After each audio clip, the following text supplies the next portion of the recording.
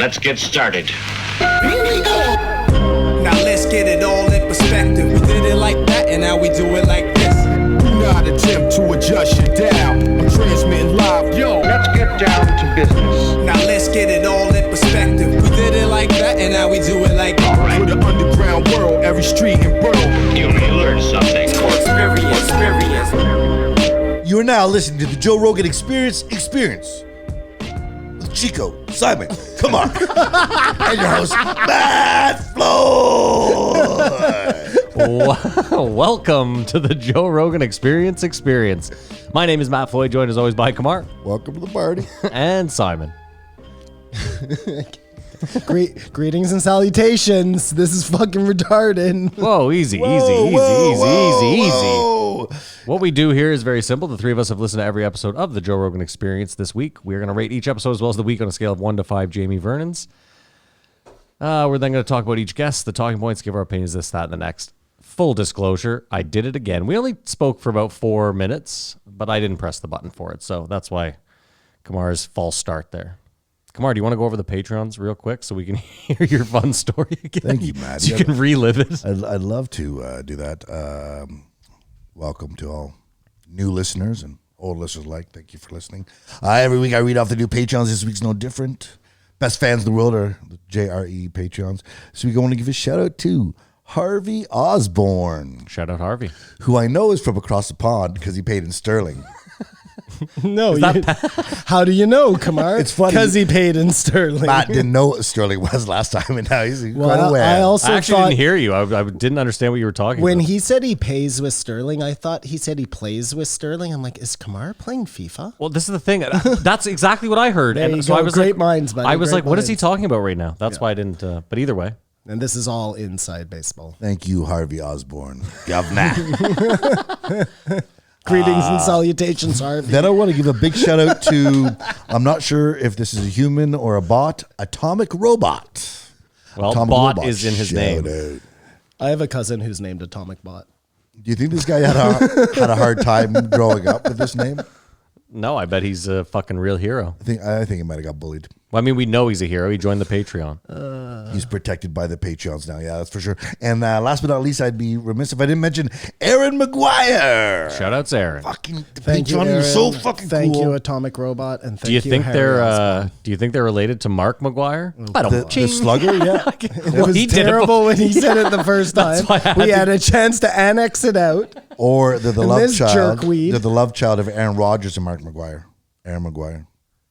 Okay, because they have to name the kid. Or God's son. Wow. Whatever. I don't That's know. a lot of roids. Yeah. Just so Eh? you know. That combo. 53 Aaron episodes of Rodgers This Is Not is Age clean, Well. bro. Banned episodes we have on there and the post, Joe. What are you talking about? Aaron Rodgers is Join on the Patreon steroids? today. Are you now. Are you crazy? Are you crazy? You don't think he was on steroids? Aaron Rodgers? No. Oh, way. sorry. I'm sorry. I thought we were talking about Aaron Hernandez.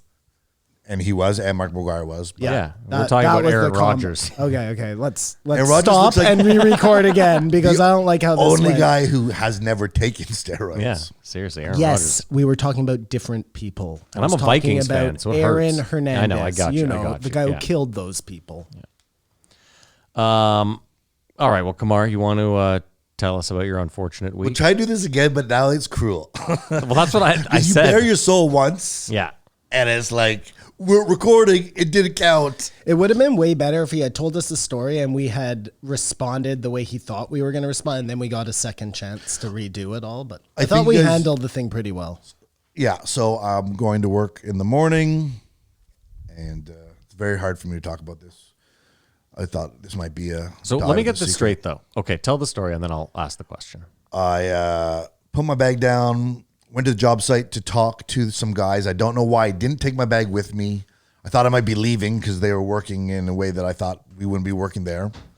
Went back, got my bag, worked all morning. At noon, I go to look for my wallet, can't find it. A woman from across the street sees me looking frantically, comes up and goes, "Did I lose something?" I said, "Yeah." And she holds up, and it's my wallet. When she returns it to me, I happened to have $800 in it. And when she returned it to me, it only had $200 in it.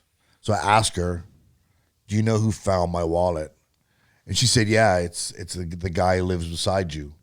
I go, do you know where he is? And so she says, yeah, I think he's at the corner store. Like this guy, his life exists in a block radius. You know what I mean? He's just that weird, lurking, scary, creepy looking guy. So I go in the store and I see him. I go, excuse me, can I talk to you outside? I go, did you find a wallet? He's like, yeah, I found a wallet. And I was like, well, it's missing some money. And I don't want to accuse you or anything. But if you know anything, if I could just have it back, you know, no hard feelings. I'll give you $20, whatever. Like, You cheap fuck. no, but you know when you give it, well, it's not. 100, you might have gotten your money back. Now you're paying ransom. You know when do you know when you make the face with your eyes like you're like, I really need this man. Like, I don't even mean to laugh at you. But no, yeah. but you know what I'm Yes, talking about. I know exactly what you're talking about, You're going yeah. to make a plight on your face to someone go, oh, yeah, okay, I'm a thief. So that's the thing. Once he denies, he's got to die with it, right? Every time he denies having money, that's less of a chance he's going to go, okay, I had it. I thought I could get one over on you, but you got me. I mean, even on the first time, Kumar, he then has to admit that he stole your money. Right away. Oh, that was yours? Here. That would be great. Anyway, so he takes my money, and I wrestled with calling the police, and I just don't think it would amount to anything but a whole bunch of a hassle. Or something, I think this would be a hassle to him. It'd be the most attention he's got in his life, and it's... First time around, we barely touched on the fact that there is a small silver lining here in that you retained $200. Yeah, that got me through the weekend. So why the $200? What was I don't did get this it guy either. think if I leave $200, then I haven't done a bad thing? Well, that's what I'm saying. Is it like a weird Good Samaritan trying to thing? Like I'm going to understand leave this this guy a too. bone? That's the $200. weirdest part Like, of I'm the gonna take mystery. 75% if it's of this guy's all money. gone, then it's like, fuck. But, yeah. It's weird. Yeah, and so I took a major L. Is there any chance that you dropped the wallet That's what and that I'm money... thinking. No. I'm just thinking he dropped the wallet, period. The wallet and leaving the bag are two separate yet mutually unexclusive things. But the you wallet know? was in the bag, I assume. Yeah. Again, I think maybe Kumar thinks the wallet was in the bag. That's true. And That's really true. it just fell out of his pocket or something, because I'm with you. This guy found the wallet, stole your money. Was it in hundreds or 20s? Hundreds. Hundreds. Okay, so into hundreds. a bag. But hold on. Hundreds. That gets rid of my spilling out. Rack 'Cause, like City, bitch. Rack $800 in City. 20s, money could spill out, Well, that right? would make it more reasonable that it would That's what I'm spill saying, out. yes. But with I'm eight just $100 so stupid. bills, I'm nothing. just so No, stupid. I'm saying with 8 $100 bills, they could spill out and you could not notice. You're going to notice 50 20s floating around, Maybe. you know? As I said to my boss, I said, if losing $600 ruins my life, then there's no point existing anyway. So That's true. That's definitely one way to look at it. And again, you retained, like Simon was saying, I've lost. I can't tell you how many wallets. I've given multiple cab drivers over $1,000 or passengers in the cab after. yeah, I mean, money I've lost. The thing is knowing it's that guy, like, and we're just here. It's a fait accompli so quickly, like Yeah, I know it sucks. knowing exactly who it is, Yeah. and talking to them. It sucks seeing too for them. you, Kumar, I imagine, because maybe if it's another person who isn't on the spectrum, I guess, however you want to say it, maybe you can reason, I think there was some frustration there. Yeah. but that you were dealing with somebody who, you know, probably didn't. Yeah, that's what makes it the toughest. I mean, again, this is the part where I'm like, okay, I could totally see this guy finding a wallet and taking it, but the going and stealing the wallet, like that seems beyond. Well, you I returned the don't know. wallet. I so. don't know. I mean, when I was looking for it, I was at, oh my God, I lost some money. I got to cancel my credit cards. Like, so Yeah, when getting I your first ID got it, I was back. like, oh, fuck. Now I'm wondering if maybe Matt's right and the woman had something to do with it. Well, anyway, it all He's just cahoots. pinning it on this poor guy who Kamar's like hounding. I've got to finish painting this house and get out of there. Oh, Yeah, you're no shit. still It's just there ba- right now. Oh, I got to go back tomorrow. oh, it's just gonna fester. I will see him again. And I was gonna go up to him. This is a secret weapon because I got the coupons for Harvey's. I was gonna go up to him and say, "Man, I'm so sorry I accused you. Obviously, you didn't do it. Here's a free burger." And you know, he wells up, and just the generosity from this man cracks the Grinch wide open. And then sucker punch him. Right? Kick him in the nuts. God. How you like me now? What you need to do, Kamar, this is going to sound so insensitive, but I mean, we're already here. You need to get somebody of your own on the spectrum who's willing to do some dirty work for you, because then it's okay. I thought that It's like person if it- was me. You got to get your own Rain Man in there. You know, if a girl does something bad to you, Yeah. you can't do anything about Yeah. it. But if you happen to know a girl who's willing to get her hands dirty, you Yeah. know what I'm saying? Yeah, no, I tried to elicit the help of the neighbors. Try to get a sting operation. He's pieced all the neighbors off. Kamar's now living in that woman's living room every night, peering out the blinds. I did go searching all through the backyard. He bet. may have stashed it not in his place. And then all of a sudden, I went from victim to looking like the Dude, it was definitely in his underwear. I took someone's snowblower. I mean, some sort of restitution. You just stole someone's snowblower? Well, it's Wild West on this street. Kamar's like, well, I lost $600. Apparently. Somebody's losing their There snowblower. are no laws. I have a couple good little stories about losing some stuff.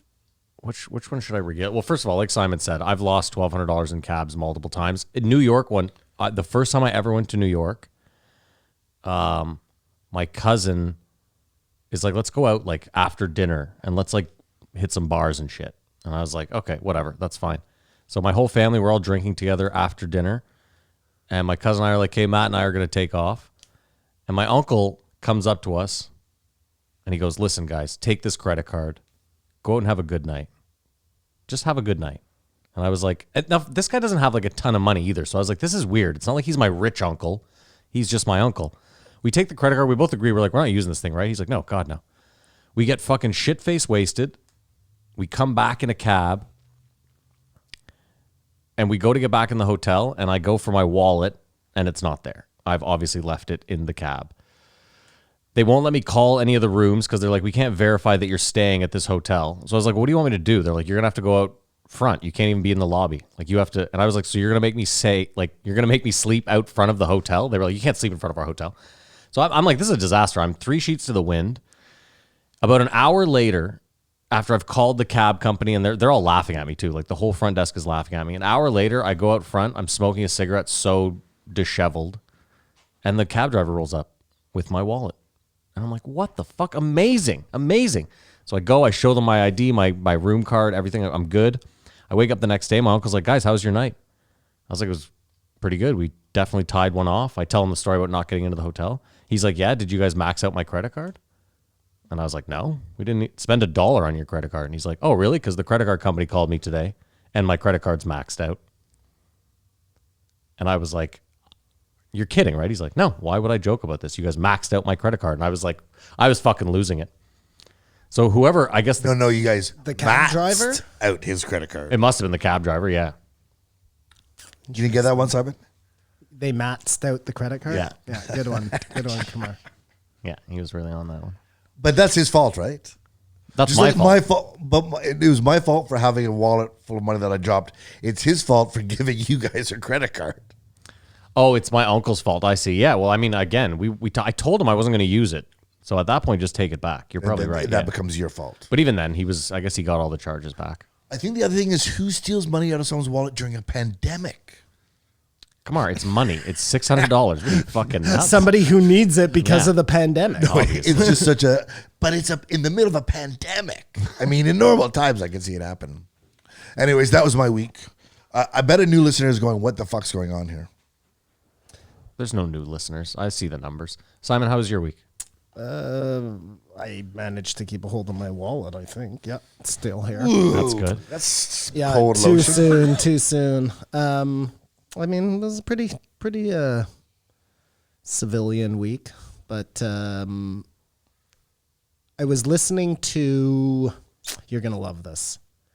Like Kamar says, let me get it out, and then you can start with your nonsense. I didn't actually say that. So it 'Cause it was My never recorded. nonsense. Wow. Oh, well, that's what he said the first time around. Go ahead, Simon. Just Tell us your for- fucking for story. The, inside baseball. I was listening to Sunday Papers last week on the way over here, and they were talking about, one of the guys was talking about his friend who hates Mel Gibson, as do I, because of obviously him being a Jew hater and all of that jazz.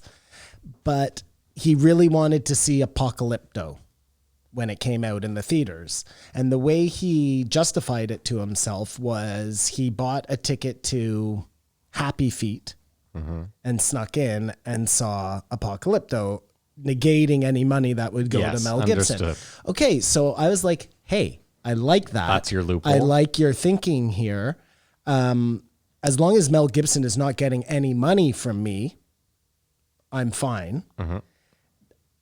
Then then I made a deal with myself where I said, you know what? You won't watch anything that Mel Gibson is actually in, but if he directed it, that would be okay. So I watched Apocalypto. Great movie. Great God. movie. Wow. Like really good. Hippocrates is in the house. This is unreal. Really good. Okay. Really good. I was like uber impressed. And Mel's not in it, so you're not actually watching him. Interestingly enough, I don't think I would have liked it nearly as much watching it when it had first come out. I mean, But it would have been knowing what you great on know the big now. screen, but knowing what I know now, Of course. the great parts about that movie are like the scenery in the background as they're coming into the city to get sacrificed and stuff. Just everything that's kind of going on in the peripheries, the amount of work they put Spoiler. into. Listen, if you haven't seen a movie like that's You been hadn't seen it. Yeah, but I also wouldn't get mad at somebody for spoiling it for me. enough. That's my choice to not see a movie after 25 years or whatever the fuck it's been. Anyways, really good movie. I got super high and watched it, and fuck yeah, it was incredible. But then I watched. It's how was your week, not what did you watch. That's what he does. Well, this is what I do, man. I work and I watch TV. Can I tell you why I'm upset? Sure, go ahead. Maybe it's a year ago now, a little bit less. I recommended to Simon, you should listen to Sunday Papers. It's really funny, really interesting. And I follow up, Simon, what do you think of Sunday Papers? I don't really like it. Those guys just write jokes. And that's how we ended it. And I felt, No way. I recommended something that Simon would not enjoy. And so I don't know Simon, or our tastes are dissimilar. And here we are, What a fucking X months baby. later. This is crazy. X months later, every podcast he quotes Sunday Papers. Am I wrong? Let me tell you something. I'm talking to Kamar. Matt right now. First of all, don't be such a baby. Is what I say false, Simon? Second of all, I don't even like Sunday Papers that much. Nothing comes out on Sundays, podcast-wise, except Sunday Papers. That's what I have to listen to on the ride over The here. burden. Kamar, I gotta say though, for a guy that doesn't like I told you so's, you like to use the I told you so a lot. But he always makes himself into the victim, and then the I told you so. What did I say that's false? What do you mean?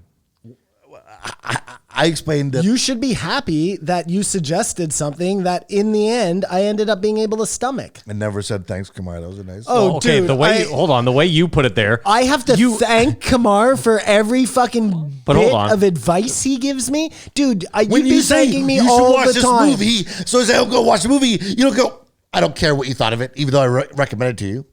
But I certainly, if you say, I say, Kamar, go watch fucking Zoolander, and you watch it and you like it, I'm not like, dude, you owe me a thank you. No. No, because that's like 5-year-old mentality. How would you know I liked it? Because I told you, and you got the gratitude from me, the appreciation. What else did you watch, Simon? Jesus Christ. Have you ever heard of the movie 7 Days to Vegas? I don't believe so. Okay, so I had never heard of it either. I started watching it because it was a gambling movie. Okay. About side bets. That's how they kind of made it seem in the thing. It turns out it's a true story. It's about the guy who is, you know, the poker broadcaster, the handsome one. The guy that died, Mike Sexton. Is that his name? And The he older died? gentleman. He's old. He's like got a crazy Texan accent. No. This is like the handsome guy who always sat next to him. He had like kind of long blonde hair. He looked like Okay, yeah. California dude. I forget his name. Yeah. Anyways, he was a actor, a Hollywood actor who started this like home game. Anyways, long story short, they would do all these side bets at the home game, like, you know, Prop bets, yeah. The bet that this guy made was that he could walk to Vegas in 7 days. Okay. Big long backstory how they pull this big scam on the guy. He ends up doing it. Yeah. Wins $7 million or something, and then later ends up becoming the announcer for the poker thing. But it's a very cool movie, I thought, and it was a fun story, worth watching for sure. It's on. I might have to check it out. It is on Amazon, I believe. Cool. And then the last thing I watched, and then I will stop talking, is I've been watching the last season of Curb. Dude, I don't know. Like, I love all seasons of Curb, and I know people bash season 10, but it might be like when he reaches his point of perfection. The Trump hat? The Trump hat, but that opening scene of him walking down the street and grabbing the fucking selfie stick and just snapping it over his thing. And then you don't even notice, but in the scene after that, they're just walking and there's a whole lineup of those white bird scooters. Yeah. And he just pushes the whole fucking stack of them over and just keeps walking. Dude, it's so good, man. It's so good. Where they don't want to give him the weights. And he's like, well, if you want, you know what? Just watch it. Rewatch it. It's well worth it. The ugly side of the restaurant. Dude, the Spite restaurant, it's so good. The Latte Larry's, everything he wants to do in there. He's like obsessed with the tables being wobbly. I thought for sure the urinal was going to cut someone's dick off. Yeah. That's Santino, eh? The urinal installer there. Anyways, yeah, that's it, man. How's your week, Matt? My week was okay. I found a wallet with $800 and I took 6. Wait, Matt, before you go on, I actually had one other thing to talk about. Okay. So Jeremy Corbell Yeah. released another video this week. Grainy. Well, it was grainy, but I think it was like the talking that was the important part in it. And, You didn't see you're not on the Reddit. You didn't see the article I posted, did you? I mean, it looked shady as fuck. No, but probably not. What was the article? you saw it, Kamar, didn't you? About the UFOs that travel underwater at like high speeds. Yeah, you sent it to me. I read it. Okay, never mind. Yeah, then you did see it. Excellent. My week was fine, dude. AMC up 156%. That's a big week for old Floyd. Right out, and movies, theaters are just going to get back into swing. Actual summer blockbusters. Yeah, I actually don't think that's going to have any effect on the stock. I'm looking for a short squeeze. Don't you and think a you short should sell squeeze right only. now? No. No? How can it not affect? They're making more money than they were before. The stock is already overvalued. So it's not like them. So the it's money not they like, make would just get them up to where they're. That's no. I mean, listen. They would have Being to. held up. They'd have to say we made $50 billion during the pandemic, and that's never going to happen. So all I'm hoping for is a Volkswagen like short squeeze, where this thing fucking shoots up to wherever. We're not financial advisors. Oh God, we're definitely not. And this is not financial advice. Anyway, I guess we should do what we normally do here. You want to run down the fucking guests? Yeah, I was going to say, Joe decided to give us a break. Not so many shows for us to cover. I listened to a lot of other podcasts. This week, we started with 1657 Mayor Steve Adler. Not to be mistaken with the drummer of Guns N' Roses. And Oh, shit. Did I do that out loud? then we had two MMAs. One with John Danaher, which I would say, Hold on, you missed one there. I was just saying what happened of the week. Yeah, but it was Mayor Steve Adler, and then there was another one. 1658 Neil Greasy Tyson. Yeah. He was going to do the two MMAs and then say Neil deGrasse Tyson. Why? But Neil deGrasse Tyson was before the MMAs. But the MMAs don't even exist, so I just coupled them together. That's what he Oh, was okay. doing. Anyways, the John Danaher isn't one we covered, but I don't know if I recommend the Joe one or his one with Lex Friedman. But he's a really intense, interesting guy. Oh, you watched his Lex interview? I did. Oh, I usually skip Lex's jujitsu episodes. But Lex asked him a lot about AI, building a robot that a human could beat using jiu-jitsu. Is that possible? Like a lot of interesting questions. I finally got around to that Lex Sagar episode. Thanks, Kamar. It was terrific. Lex's podcast is probably the best podcast. Well, out no, there. Sagar, that guy just can talk, eh? Holy shit. Mm-hmm. Anyway, sorry, Kamar, go on. No, so that's it. Just those two. Just the two guests. Two episodes to cover. It was a nice respite. It was nice. I listened to a bit of the Volkanovski episode just because I love his fucking accent. And I'm excited for The Ultimate Fighter. I think the two best UFC moments ever are outside of the ring in The Ultimate Fighter. And they are Let Me Bang and the guy who there was a beef between Connor and TJ Dillashaw and Cody No Love, and one of the guys on Connor's team looks at Cody and he goes, You better watch your underwears, man, because I'm gonna come and fuck you. And he's on Connor's team, and even Connor looks back and is like, "What the fuck, mate? It's my second favorite moment in the history of the UFC. No, that's better than Let Me Bang. Yeah, that's way better. I don't know, man. That's really good. But the Ultimate Fighter is a reality show. Correct. Yes. And one person gets into the UFC. That is correct. Yeah. Sometimes two. Who? What? There's a new season. What's going on? Yeah. It was So supposed who to is be. it? It's Volkanovski and I think is it Brian Ortega? They should have made it Dillashaw Garbrandt. It was supposed to be Colby Covington and someone else, but that fell through. And who? What's his name? The champ? Usman? Yeah. Oh, that'd be sick. Well, those guys hate each It other. would just be a season of shit talking. They Yeah. wouldn't even pay attention to the actual like kids they're fighting. Yeah. Anyways. All right, well, let's rate the week. I don't know how we're gonna. Well, no, I just want to ask with the Ultimate Fighting, Oh, sorry, go ahead.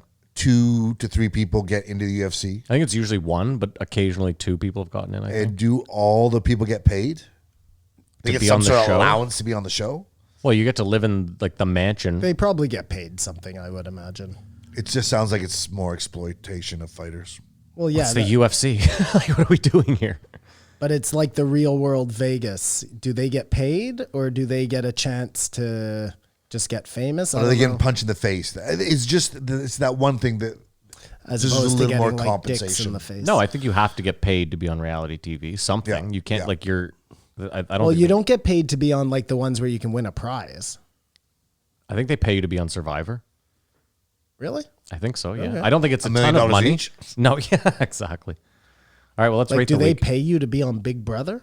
I wonder. I assume you make something, right? Like Okay, you're man, away from your house. and you're generating money. Your presence on the That's show what I'm has gotta saying. be Yeah, something. because you have a chance to win a prize. Yeah, a but giant Simon, prize. the prize is paid for with like 3 ads, And So the it's ads are it's a- paid whether you win or not. you know what I mean? That's a weird. I'm just saying. We should look into it. We'll look into it for the post show. I'm going to Write look it into down. it right now. No, not right. Okay. Can we rate the week real Fuck quick? yeah, we can. We just got- Let's go. We just got 2 to rate.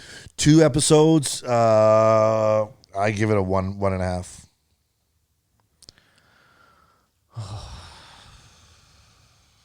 I don't know. I guess I'll give it for that. a 1.5. Yeah, I don't know. This is a nightmare to rate. I'll give it a 1.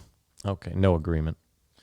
Price is right. Oh, fine. A 1.5. No, Hit it's the too button. late. No button. No, you're real. You rated it a 1. All right. Well, let's start with the mayor. Amateur score. 1657, Steve Adler. Not to be mixed with the drummer of Guns N' Roses again. Would that be hilarious? Because he had a heroin problem and he came through the Merc and then ended up as the mayor of Austin. Be a much more interesting podcast. I'll tell you that much. This was obviously. I'll say it. This no one needed this. Does it show us in an hour it's hard to actually have a conversation? The story didn't get to know him, but we got to know what he was about as mayor, I suppose. I mean, did we though? That's the thing. Like it seemed like did Joe throw any hardball questions at him? Well, at the very end, What? we asked him when you told everyone to stay home and you were on vacation. Sure, and I'll give the Yeah, I said hardball, but he put it to him. yeah. It'd be worse if he didn't ask him about that, although I would have gone through this not knowing he did not address that. But let's ask this: if Gavin Newsom's in that seat, do you think Joe just says like, I think Joe pushes back a little harder? Joe now, no. Joe before, yes. Okay, fair enough. I think we all realize there's been a bit of a shift in Joe prefers to have an open dialogue and wants to make the guests feel comfortable. Yeah, okay, fair enough. And there's a lot of no-go zones. Do you guys remember the Texas bomber? No, I don't. It was in When he was saying that, I 2018. did not remember it. Went from March 3rd to March 21st, and it was 5 bombs. You have to be real fucking deranged to just go around planting bombs. Yes, and we cannot relate, but as Canada, we can relate because of the FLQ Yeah. that did that. And they had, I don't think these guys had soldiers in the streets, but they did here in Quebec at least. They were blowing up bombs. Yeah. It's scary times. If you have the psyche, like, you know, the Sons of Sam, like there must have been this energy, like everywhere you go, could I get blown up? Well, I mean, dude, checking your mailbox, like anything. Well, it was like that sniper. Yeah, the a few DC years sniper, back yeah. there. And it's interesting how it went for 3 weeks. But as you said, it was a real pleasure to watch the apparatus function and eventually catch him. This was a ridiculous episode, though, right? Like, we haven't talked about that yet. This is what the fuck. This is the most self-serving bullshit was very ever. This is specific. It was worse very than specific. having fucking hunters. This is worse It was than very having specific. jujitsu masters. This is fucking. This doesn't even make any It was sense. very specific. The fucking mayor of Austin. Well, obviously, Joe needed to get some bylaws pushed to get his club open. And he that traded sounds off right. an hour with the mayor. Interesting. And it doesn't seem like the mayor was really campaigning or trying to. It's really push transparent. something. The fact that it was 1 hour is what's really transparent to me. Well, that's a relief too, right? Well, I don't care Something about you can the be grateful for? I don't care about the relief. I'm just saying from a purely like if he had done a 3-hour podcast trying to get to know this guy, like how he got, that sort of thing, it would be. I'm with you 100%, Maddie. These ones where it's only an hour, like there's been a couple of like actors who have come on who have done an hour, and it's always like, I got somewhere else I got to be. Oh, do you really? Somewhere more important than this?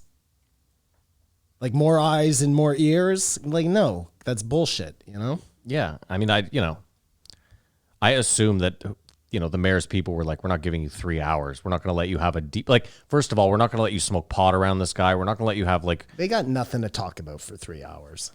Well, they could. Like that's the thing. If this guy wasn't an elected official, they could probably. I mean, I guess Dan Crenshaw's an elected official, and he comes on Anybody can and talk for 3 hours. Look at us. yeah, about nothing. About nothing. I just don't. Yeah, there was no need for this one. Like for the general public, it's not like It was so No specific. need. We would have been better off having a 1-episode week. Yeah, I guess. I just this one was frustrating, but the craziest takeaway for me was the numbers he dropped at the end. This was just a bunch of stats, and he sort of become a quasi-expert on housing and homeless in Austin. No, but I mean, listen, I think it's a good example. Let's use Austin as like a small microcosm. The numbers he dropped were fucking insane. The taxpayers are paying $220,000 per homeless person. Was it that, or was there's 3,000 homeless people, but 250 of them were really bad, and those were the ones costing the Fine, either way, 220,000. Yeah, it's mind blowing. it's just as a taxpayer, you got to be like let's use universal basic income as a perfect example. Like, if you were against it, you'd think that's the only number you'd have to drop on someone. Like, listen, if we're 20,000, spending, or if you say $2,000 a month, $24,000 a year versus 220. it's like, dude, you're spending 10% of the money, and this person now has some cash in their pocket. Like, again, what they spend it on, they're probably gonna, but assuming that they spend it on the right things, like getting a home and kind of cleaning up a bit, that seems like a way easier. And again, I'm not for UBI at this point. It was the first thing through my mind that it was like, you could give these people $50,000 a year and you're giving the taxpayers a huge break. Now, of course, you don't want to go around giving junkies. Well, they don't spend that money. It's the cops that have to come in, the hospital visits. I understand, but all these things. I'm just saying is if the total cost is that much, then at least universal basic income you'd think would. And we're using Austin as example. When he said 3,000 people, I was like, that doesn't sound like such a bad homeless problem. And what are the costs in other cities? What's the population of Austin though? 1 million. Yeah, I think it's the same as here.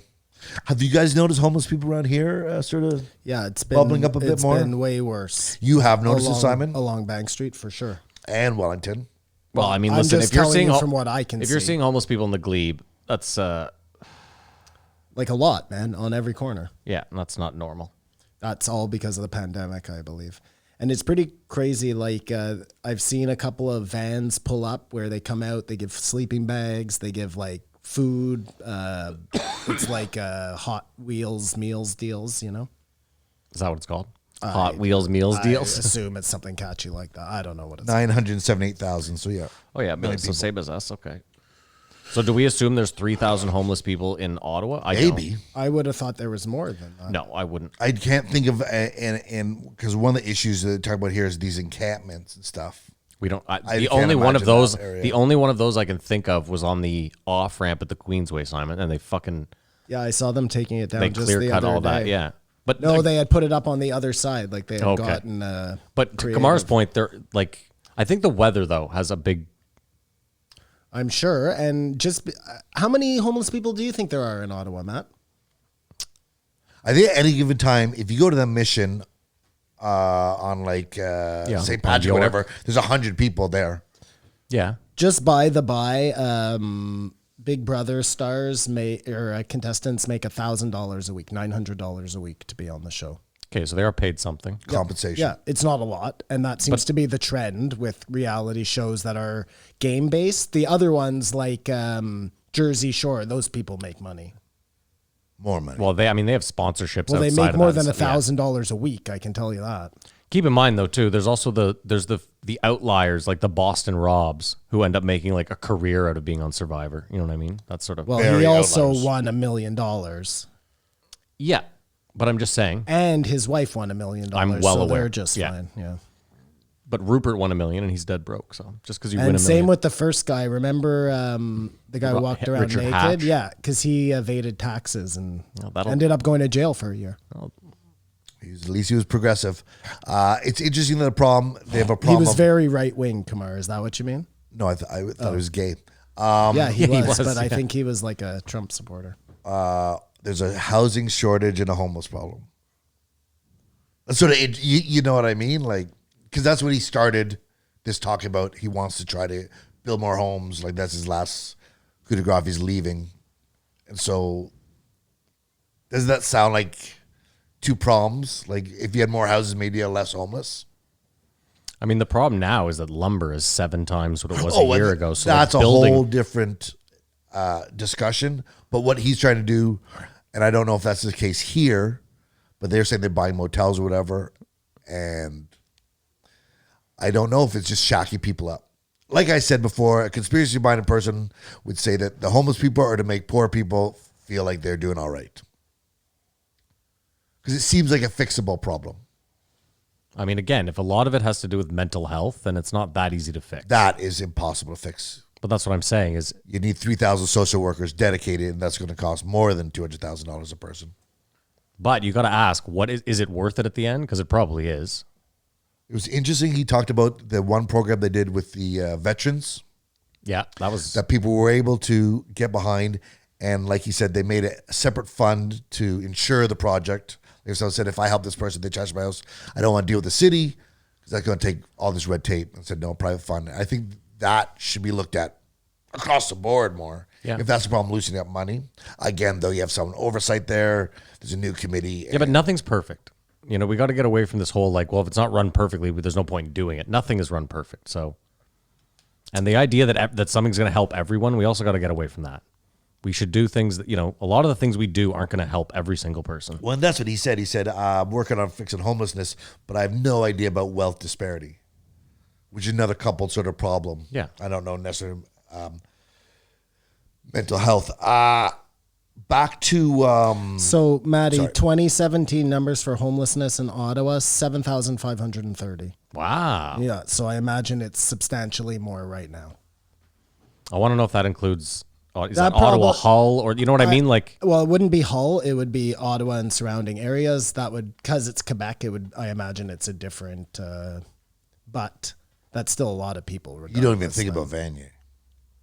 well, I just assume everyone there's homeless, despite their Something- homes. something like this. Back to in the beginning, though, they're having sort of their intro, and Joe, a line he says a lot is how supportive comedians are of other comedians. You know, put on their podcast, Yeah. unless.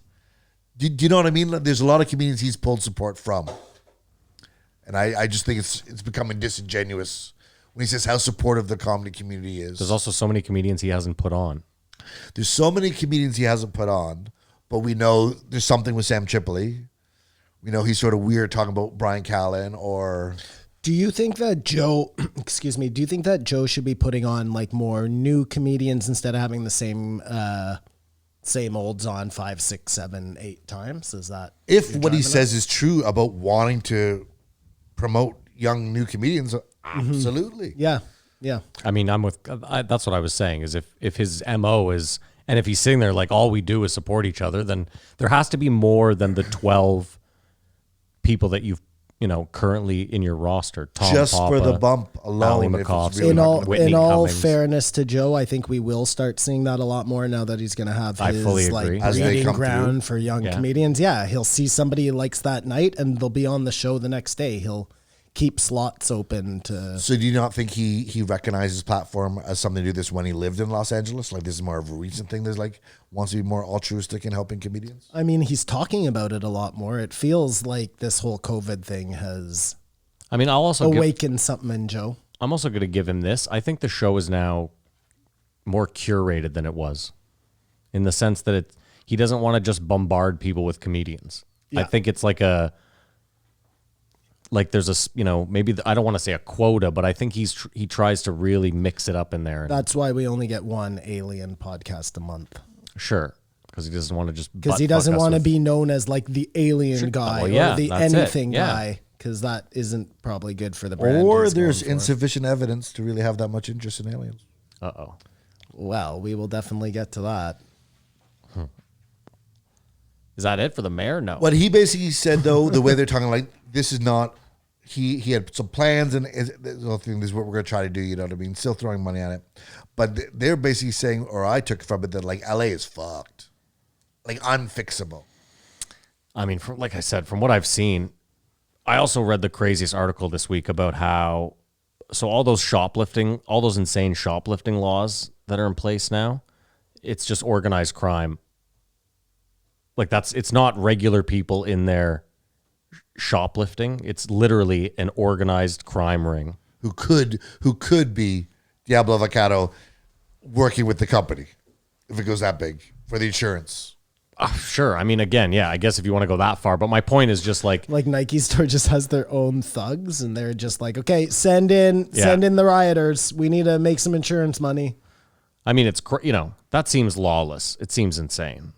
And it's not making things better. I mean, I also saw a guy on Valuetainment this week, a Chicago, I think he was a Chicago cop, and they're told not to chase down bad guys. Now, again, who's telling them that? Like, what is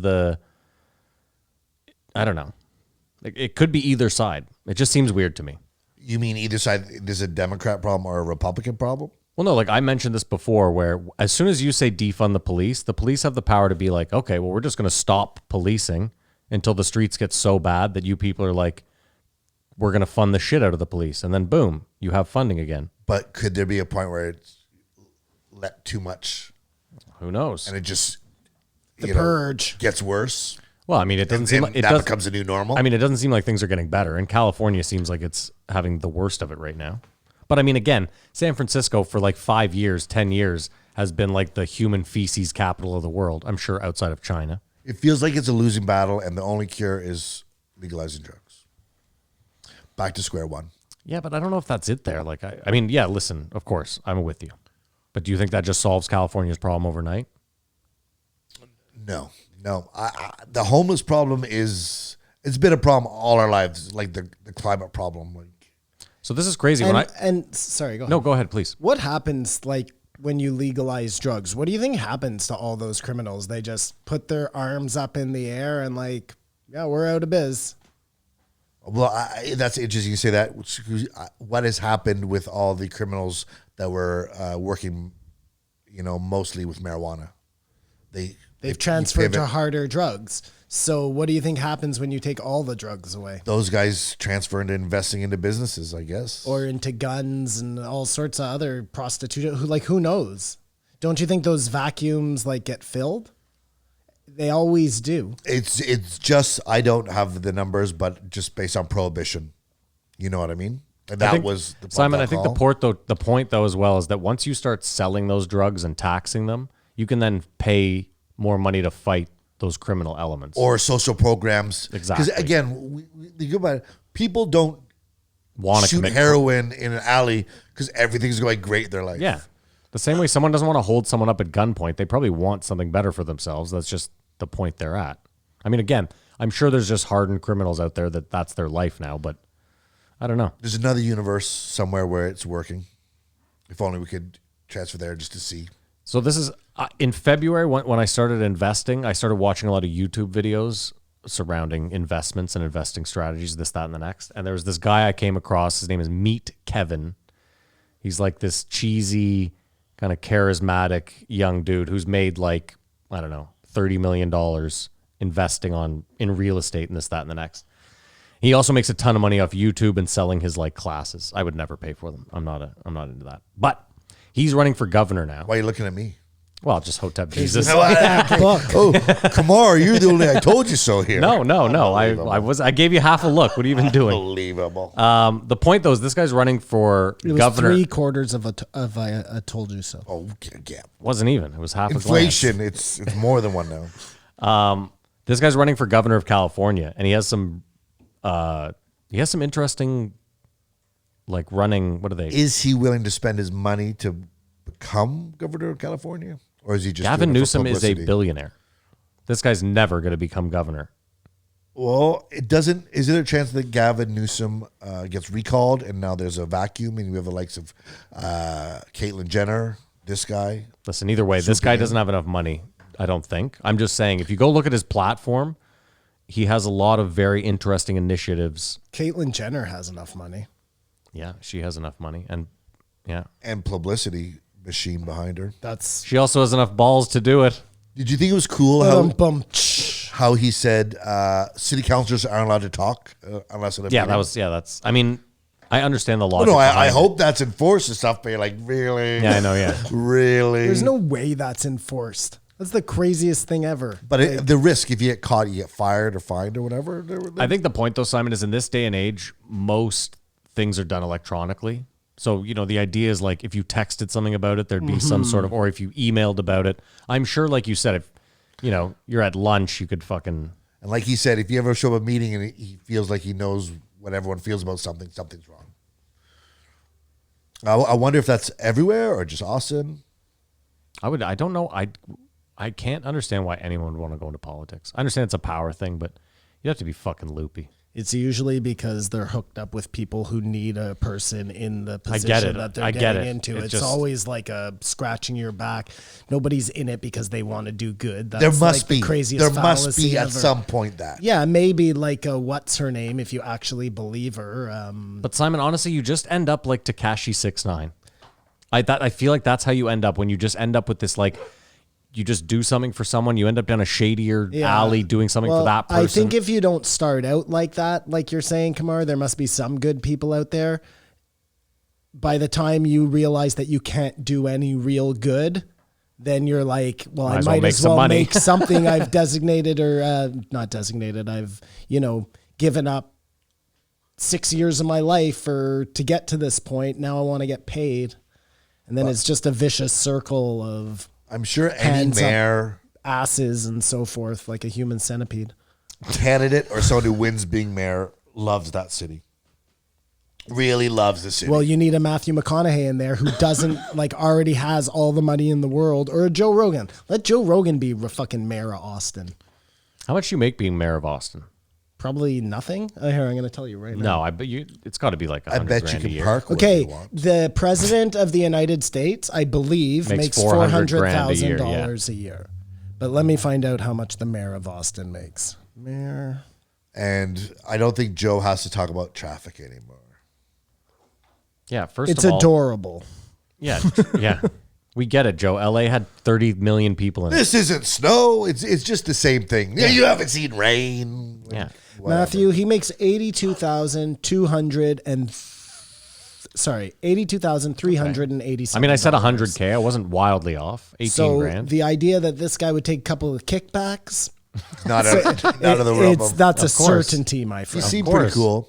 I never said he wouldn't take kickbacks. That was never my point. No. I just mean like. I get it. It's not a ton of money. I don't think these are altruistic people filling these positions. If they were, You never know, though. I'm You sure know- there's you a never listen. know. There's got to be a mayor somewhere who lives, a meager life and really just cares about the city. I refuse to believe that doesn't exist. Or you have Kwame Fitzpatrick. The problem is, oh, yeah. the problem is that most of these positions need funds to be able to run for them in order to get those funds, unless you're like a rich person on your own, like a Ross Perot or something. I mean, again, like we're talking about city mayor. I'm talking about whatever. Okay, well, talking about anybody in a position of power who has to buy their. Kwame Fitzpatrick was the mayor of Detroit. Yeah, I know. It was a gangster, like a Suge Knight, and was having a mansion with parties every weekend. There's You call him Sudge?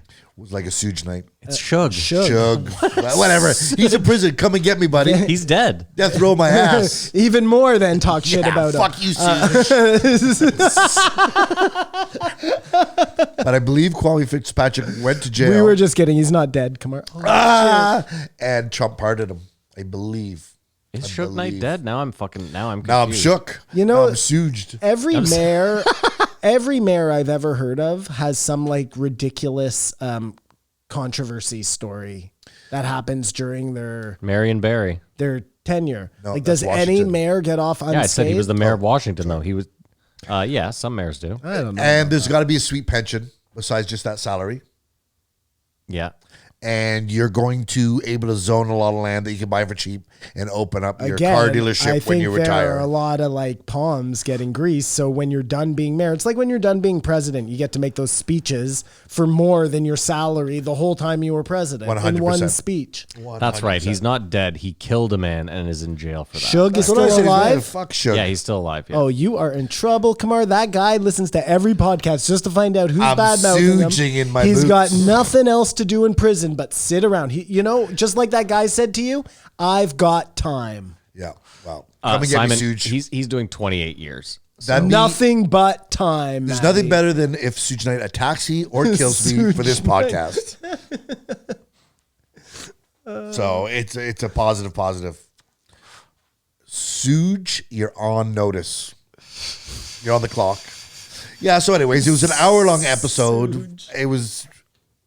It should have been just for the citizens of Austin. And although all this talk, Austin does sound like a great town. You've never been there. You've never been there. I've never been. I've never been there. This episode should have been an Instagram story. Yeah, it could have been. Yeah. Do you- I was supposed to go to South by Southwest one year. With Does Ghetto Austin sound like a great place, though? right? Sounds like a Yeah, it great sounds place to wonderful, go, yeah. but I don't need to hear from the mayor. I'll listen to like Matthew McConaughey tell me how great Austin is. I have 365 days to get there. What do you mean? I just want to go there. Oh, and you have to do it within a year? Well, it's sort of like the thing, like you say you want to do something, and then you Well, wait you should 3-4 definitely years. wait until Joe's club is open before you go. Yeah, I mean, I have enough work to do that I would not be able to go right now. But I'm just saying, if I want to go someplace just to see it, not even to get on the bandwagon here. Well, if you go there, Kamar, and you can get up on Joe's club, there's a good chance he's going to see you. And if he loved you, you can get on the show. So you better fucking polish that act up shiny. yeah, I would be putting an abnormal, ridiculous amount of pressure on myself if I sort of foresaw that happening. But I just like to go. Food's great. I'd love to see that block that Joe List talked about. You know what I mean? Like just something like that. I always wonder where the things are, where the clubs are, and to whatever. So that's what I'm saying. And that's all my notes for this. It just really was what it was. It's a shit episode. Short, shitty Had he episode. been the drummer of Guns N' Roses, though, Oh, that would have been an it would've been episode. fucking epic. Okay, Simon, you want to rate it? I give this a 0.5. All right, well, I'm going to give it a 1. No disrespect to the mayor of Austin, I give this a 2.1. Okay. All right, well, I guess we're going to take a break. We're going to pay some bills, and we'll be back with the second half real quick. Thank you to Pot Stickers and BetterHelp. Go check both of them out. And, actually check them out. It helps Hey. us out a lot if you actually use the products that we advertise. But Those I two get it's things tough could times out there. actually work in tandem together. I don't need to take you there. You can figure it out. If you're on the fence and you want to support the podcast, it's the best thing you could possibly do. There you go. It's a win-win. All right, Kamar, name and a number. 1958, greasy Neil Tyson. Oh, sorry, Neil deGrasse Tyson. I mean, we knew it was coming. Space, We weren't looking forward to it. And the here, final frontier. and here he is. He does not fail to deliver, though, on Mind fuckery. the piece of shit that he is. No, you know what I mean? Like, you think he was such a douchebag last time. He must have he obviously reads No feedback. the quotes. No feedback. He should have come on and been humble and gracious. And he comes in and he talks to Joe like he's a 12-year-old child, and not even a very smart 12-year-old child, like a dumb, slow 12-year-old child. I thought he was going to start off saying it's hard being the Tiger Woods of astrophysicists. Like, he is such an amazing educator, or some people would say he's a servant of curiosity. And now those people are him. That's very true. And there was such a stroking of, He definitely thinks very highly of himself. he shouldn't, I would love him if he said something like, yeah, I'm just trying to get better, you know? When you teach, you learn. And I'm learning constantly, not this, I've mastered it, and I know how to pepper this in and pepper that in and become the best teacher there is. The weirdest thing is that, like, he's a student of Carl Sagan, who's, at least at face value, came off as like a very humble, kind person. And I don't know. He just obviously that didn't rub I off. thought to myself many times listening to this podcast, fuck this guy. Oh, for sure. Just Listen, like, Kamar, I didn't even listen to a minute of it, and I was like, fuck this guy. And then I remember thinking a minute and a half in, I can't believe he's already a dick. but it doesn't help when Joe is just jerking off under the table, asking about how are you such a great teacher and you're such an amazing teacher. And I hate thinking What, of Neil himself deGrasse? as a- Throw more cum in my face. Like, because he's jerking off under the table. I get it, yeah. I do not like to think of him as this amazing educator. Scientists work in the field where no one cares about it, no one can actually say anything because they don't really know. Because that's what he's doing. Although he's very hard pressed on facts. He is that teacher in high school who would say to you, that's right, because I'm the teacher. He doesn't want to meet you at the chalkboard. Oh, yeah, that was fucking special, that whole little... But so we have the little stroke off at the beginning, Yeah. mostly for Neil. Joe hasn't done the improvements that Neil's done. And they get into, because Joe's primary thing is asking about the aliens. And this is the most interesting. I had a conversation with another friend who pointed out that the footage is the problem. The footage is the problem because there are drones that can read a match pack on a guy's hand in Iraq. Like, so that's the problem. Agreed, Simon? Yeah, and that would lead me to believe that footage does exist, that they are choosing what comes out and what you see. There is high definition quality footage. I would imagine that is the case. Which will be accompanied by the packet. Like coming you're out. saying, Kamar, if the military is actually watching these things, gets them on radar, there are fucking satellites up there that can, like you said, read your ID from a million miles away. Like, I think they could get footage of these things and they probably do have them. But fuck Neil deGrasse Tyson. This guy's explanations are crazy. Like, he takes the point of view of not whether they exist or not. It's whether the equipment is malfunctioning or not. Well, that could be something. I believe him there. I just don't believe. Like, the second Joe mentioned water, he was out because he knows nothing about oceans. That's not his area of expertise or whatever. And that's seeming more and more possible. Like, he would not have that at all. It seemed like he wasn't having it at all, period. He's having nothing at all. Just a closed-minded individual, man. It's crazy. How can you be like a guy who believes in the mysteries of science? And this is what I don't understand, okay? This is what I don't get. Everybody agrees, like all the scientists agree, we're not alone. The universe is too big. The odds are there's got to be other intelligent life out there. But then we see glimpses of this intelligent life and they act like this is an impossibility. I think he said the mistake was to look for something that's not there and hoping it's there. I like that when he got up to piss, Jamie said he was more likely to believe that we're in a simulation than Jamie believes aliens. simulation over aliens. That's a fair plot. Jamie thought that, or Neil deGrasse Jamie. thought, or Neil deGrasse thought that. JB. Jamie. But you know when Graham Hancock is fighting against the old scientists of the Egypt? Yeah.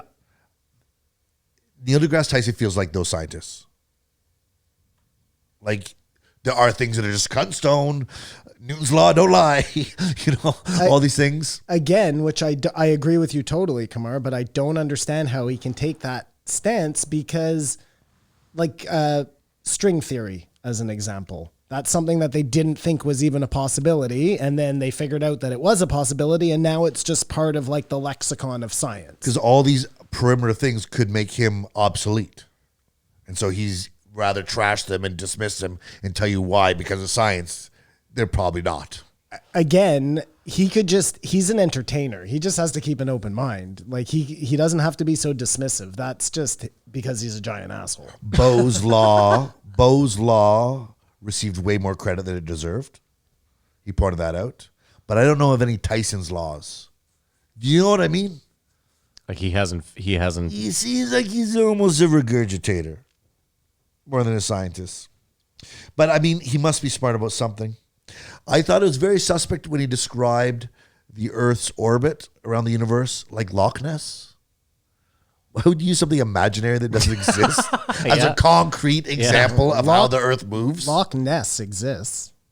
Well, No, the place. Ness. He the said place. the actual monster. Oh, It'd be more realistic to go, like Puff the Magic Dragon. And can we get back to the aliens for a second, though? Unless you're planning on coming back to them? No. This comes into your thing. Bear talk comes up again.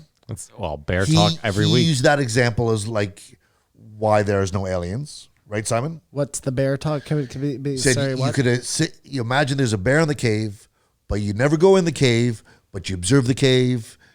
You deduct that there's no bear in that cave because you've done all these experiments around the bear being in that cave.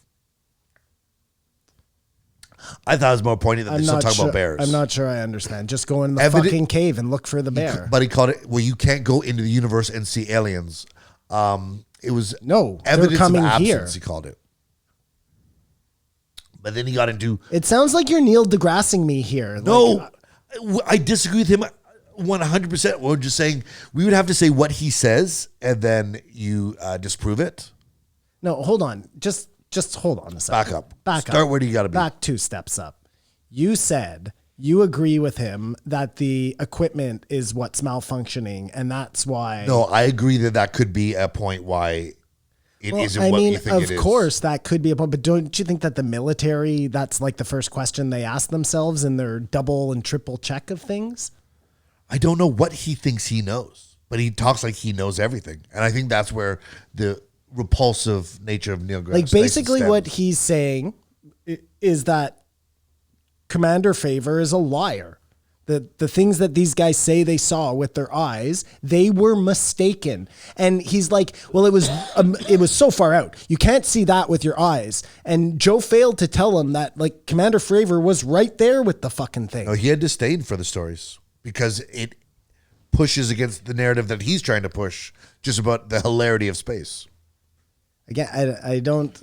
At some point, if aliens, look, it's pretty certain now that either we're going to find out that this is a giant scam, or we're going to find out that things are happening. He's going to have to accept this into his paradigm. No, he'd have to be canceled. He's done. Well, why? Why? Oh, because he's just fought it too hard at this point. And he's Neil deGrasse Tyson. Like he's grating to me. I know, but I don't see why Neil deGrasse couldn't just he talks about the universe and space. If these things are part of the universe and space. Of course, he can flip flop and do whatever he wants, but he's got to eat a bunch of crow, right? If there's proof of aliens. If this report comes out next week and they have the evidence of 3 or 4 things that he was just like, no to. Even in his lifetime, though, and again, this is the part I don't understand. Even in Neil deGrasse's lifetime, as a physicist, I don't know if he is a physicist, but in that category, we've seen them adopt theories that they thought were fucking bonkers years before. I'm not smart enough to know what they are, but for sure that's the case. Black holes, things like that. You know what I mean? Like, at some point, those were poppycock. That can't exist. This is how science works. Like, he's a scientist who can't see that. It's crazy to me. It is crazy. It's crazy to me. But you're right, Kamar. He is one of those Egyptologists who's more concerned about like the fact that his textbooks, the ones he wrote, are going to be irrelevant, that he's willing to fight for a lie. And he's able to hide behind that the universe is just marvelous enough you don't even need to throw aliens in. His bottom line, though, is an absence of evidence to cause him interest. Yeah, again, there's very little evidence of Bigfoot, and yet I still have interest in it. Probably more interest because there isn't evidence just popping up all over the place. But he sort of contradicts himself when he pushes, like, why aliens are always portrayed as evil. Then he went into, like, I don't think they're evil. I think we are putting up a mirror to ourselves because we fear ourselves. Remember, he tried to act all poetic? Yeah. But then he's sort of acknowledging that the aliens would exist, but they wouldn't be barbaric. Is he sort of saying that? If he's giving credence to that there's a portrayal of something that he doesn't think exists, he thereby thinks it exists. No, I think his point was just that there are no aliens. We just give them... And we just make them the boogeyman. Yes, yeah. They are I think that was us. his point, yeah. Well, that probably is true, but they're us from the future. That's the part he forgot to mention. One of his other evidence things is like there would have been a janitor. There would have been someone who leaked something, which I always think is flimsy. You know what I mean? And that's not real science. The fact that no one has leaked any of this secret information that you seek means it doesn't exist. I mean, it depends how tight the fucking... You know that the presidents don't even find out about it. But we do know from him all this is thankful or not thankful to Trump. You can thank or blame him for the disclosure. Tyson said he was the one who put in the bill. He was the one who put a in last the bill. hurrah. Mm-hmm. Well, good for him then. We can all put on our MAGA hats. And then he made an interesting point that the best scientists in the world don't work for governments. Yeah. I thought that was interesting. Because the private sector pays far more. Seeing back after this past year that we're listening to government scientists, but there's maybe better scientists out there. But if you're just a true man of like wanting to help the world, then wouldn't you want to work for the government? Wouldn't that be where you would make the most meaningful change? Not if you thought there was a lot of red tape. But also, Kumar, wouldn't you then argue then that the best of the best are working for Pfizer? Depending on the field, but yeah. And you're pretending too that like the government doesn't use outside scientists. Of course they do. It's the same way they use Blackwater. Like those people work for the government. They're just not on the books. Like the best Outside chemical engineer in the Yeah, world exactly. would probably work for oil companies. They're brain Blackwaters. They're brain waters. I can't believe this guy has 14 million. He's selling a book. That's another. Oh, and he was so shameless about his promotion of it too. Like, fucking gross, Neil deGrasse. He's fighting He's off. just so fucking cheesy. He's so corny. He's fighting out. He wears an Indiana Jones hat, but he's fighting off the thing that he said NASA should run Texas. He wore an Indiana Jones hat on this podcast. He took it off but put it back on for the picture. He is a real fucking piece of work. He prefers the theory of the Transformers. I couldn't believe that what too. I people was are like, is this chasing. guy fucking kidding me? He What, just said he like, doesn't believe in aliens. They sent robots here. And that we learned a bunch of technology in the 60s or whatever, and that was why there was a massive Influx of tech. He's willing to accept that. exactly. How that's no different than what we're talking about. I think he was being condescending and sort of yeah, patronizing, but he went along with it for a while enough. Like he just has so much. Oh, dude, when he pokes out the problems with movies, I want to kill myself and then him first and then myself. I thought it was interesting his arguing point against Neuralink because he had very much disdain for that. Yeah. I do. What was his? He was saying this. Joe was arguing, but you have access to so much more information, and he said, but so much of that information is incorrect. So, like, yeah, you can get more stuff, but is it really right? He used the Wikipedia. Mm-hmm. You should see if something's been changed 40 times last week. It's probably not that credible. I mean, at that point that they're putting Neuralink in, why do we think it's just connecting to like the existing internet? Why isn't it connecting to like, HAL type of situation where the computer is so powerful that it's filtering out all the nonsense. Well, ideally, that's And what it would be. Only true. But Well, imagine, initial Simon, downside. Imagine if you have Neuralink and I'm talking to you, we're having a conversation, and then out of the blue, I just start trying to sell you a Tesla. Wouldn't you like a Tesla? I'm sure you'd be good in a Tesla, Simon. Dude, have and you're you- like, what? Ads in your brain. That's what I'm. No, not even in your brain. Like they're just. You'd start delivering them. Have you watched the show Upload on Amazon? Obviously not. No. So the premise of it is that when you die, they're able to upload your Your consciousness. a version of you into these like retirement homes in air quotes, which are like reality for dead people who can afford them. You know? Okay. But they're virtual. Well, you're dead, so yes, it's virtual. It's, So if you need money, you're going to need something other than cash. yeah, they had a whole cash system there. Anyways, point is, you couldn't transfer your Bitcoin over. Is that what you were asking, Kumar? This is where I was Yeah. going.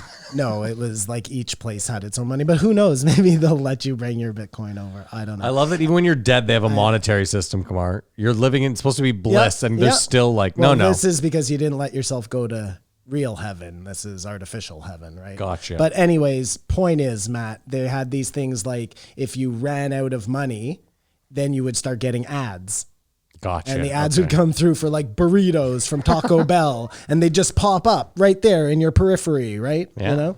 Anyways, that's what it's going to fucking be like. Well, of course, that's what I was saying. That's Except it's going to be Tesla and fucking But in our grime lifetime, songs in our all the lifetime, time. it will be optional. you think Oh, it's... yeah, for sure. This is something think you'd it's have to optional. opt into. Well, obviously, if someone says no charge, send you Neuralink to your house, you know you're going to be.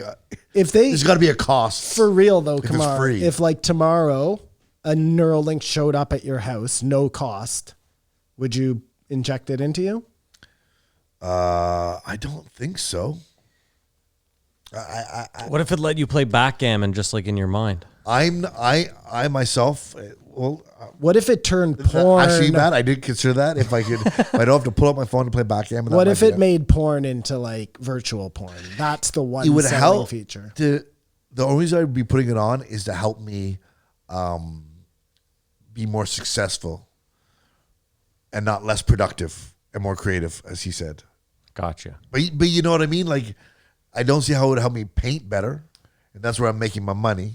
So But maybe it would. Again, like maybe, see, that's, if I If knew you I could opt into the Matrix, would you take it right now? If I gave you the option, like you continue living your life right now as Kamar, or you can go into like a virtual place. I feel in my case, because I sort of have nothing, that I'd be a good candidate to do that. well, what is it like? What are the stipulations, Simon? What do I get in this virtual place? Is it, And what happens to your presence to everyone you know? I can't tell you till you commit to the place. well, then no. But do you know what I mean? Like, you live a life, but everyone knows you loses you. Yeah, That's sort of the thing. I don't know. I just thought of this right now, so I don't know. Well, we'll have to get more details. Yeah, I don't know, Simon. It's a weird, like, again, if I can go into like, it's the perfect utopia. But you know, you're leaving a bunch of people. Like, Well, that's the You're selfish leaving decision right Chico there. behind. Yeah. Well, but there's You can Chico, probably but get a virtual Chico's Chico. in my thing so because for it's my you, perfect. it's fine. That's what I'm saying. You Yeah. know, there's a Chico out there that Yeah. doesn't have you anymore. But we're not talking about that because everyone can opt into this Neuralink. So Do you think when you dream, you're catching a view of like one of your alternate realities? Well, haven't you ever had like dream deja vu where something happens Yeah. and you're like, that's happened to me in a dream? Totally. Yeah. Well, so Neil This is deGrasse what I mean. Tyson probably does not believe in that because there's no evidence. And you know when And you it's wake French, up in so the he's like- morning, some mornings after having certain dreams, and you just feel totally drained? yeah. I mean, that seems like, would you really get drained from sleeping? I mean, again, if you can lose weight playing chess, then can't your, if your mind's running. Who's losing weight playing chess? Didn't they say that? Wasn't that the stat that they pulled burning up? some calories. I don't know what losing weight exactly is. Well, I mean, you're Staying also fit. burning some calories breathing at some point, I'm sure, but like, Pull up the fucking article before you shit all over me, Simon. okay. Okay, here, I'll pull it up because you're never going to find it. Another one of his issues with machines and mind melds is he believes we can't get rid of deception in humans, so we cannot program a machine without deception. Do you think? That's interesting. Because man is flawed. Can we make something that is not flawed? Like, it's just inherent that our flaw it gets into it. Because they always want to leave the back door open to stop the machine, and that's the flaw. Something like this. Because human nature is to control. He's just very much against it. You're going to read me some article from BuzzFeed now, Maddie? No, Robert Sapolsky, who studies stress in primates at Stanford University, says a chess player can burn up to 6,000 calories in a day while playing in a tournament, 3 times what an average person consumes in a day. Stress and anxiety, in fact, are the greatest drivers of the phenomenon. Wow. Crazy. So by that logic, any stressful event will have you lose weight. I'm just not It's using So my wait, brain enough. there's a good question though. So if you had Neuralink, could it not, like, while you're asleep, put you in a state of stress where you're maybe potentially burning? You know what I mean? Like, maybe that's some sort of weird side effect that we haven't, because they could really tweak it to do a whole bunch of shit. Probably, what if it could tell your body not to absorb as much sugar and shit it out? Yeah, Or there just you go. change like your biologic chemistry. All these things, if were the case. That sounds petrifying that you have this thing inside you that's just going to change your chemistry, your body chemistry at will. But you already have that. It's a brain. Simon, Yeah, keep in it's mind though, my brain. I watched It's not this- a brain I got from Elon Musk. Simon, I watched this thing the other day where this guy has a chip implanted in his head because he has Parkinson's, and it sends like an electrical shock, and the difference was like night and day. Like, they showed him doing things while it was off, and then they turned it on, and he has like a totally normal life. Now, I get it. That thing's not like projecting some sort of artificial reality in front of him, but, you know, the whole idea that someone putting a chip in your head is always insidious is not, that's not. I am not insinuating that at all, but Elon wanting to put a chip in your head, that is insidious. I can't disagree with that, but you never listen. The jury's still out. We don't know what his. Well, but we don't. know- But if you're like buying into his thing as a savior, you're a sucker. In 2 months, he's gone from hero to loser. Like, he's scrambling. If he got a Neuralink, he'd want to reprogram people to like him again. Like, he should just go away. I mean, this is where the CIA made their mistake, because they thought, oh, just pump this guy, just get him out there. They didn't realize that you do Saturday Night Live and you jump the shark, man. And all of a sudden, like, their fucking golden boy Winds of Change star is now, like, people are laughing at him. And then nobody's going to want to buy his cars, and definitely nobody's going to let you put his chip in their neck, because it's not going to be cool anymore. So some young CIA agent was trying too hard to make his druthers. Maddie, exactly. And it's already happened once. They were working on Elon. They thought they had it. I don't know what happened where he lost his credibility, but then he had to get Grimes. That's how he bought himself back into, like, the youth size. I'm telling you, man, this is so transparent. Again, this is like crazy? a Tekashi thing. Can I tell you something crazy too? This is really interesting. So Peter Thiel, also founder of PayPal, with Elon. Very shady gentleman. Yeah, he has a company that he owns called Palantir, and they basically own like a fucking shit ton of defense contracts. Yeah, he's so rich. Oh, he's fucking super rich. But the point is like, it's kind of weird that both these guys come from PayPal and then they go into these sectors like space and then the defense sector. Yeah, isn't that interesting, Maddie, that this tiny little company that got built from nothing into this megalith, and then look at a similar example. Which company are you referring to? PayPal. A similar example, Matthew. Yes. And I'm trying to remain very calm here. Is Microsoft, because again, tiny little startup in the guy's garage, who now has his hands into very important parts of the world. Dude, he is trying so hard right now to distance himself from Epstein. It's embarrassing. It's a divorce too late.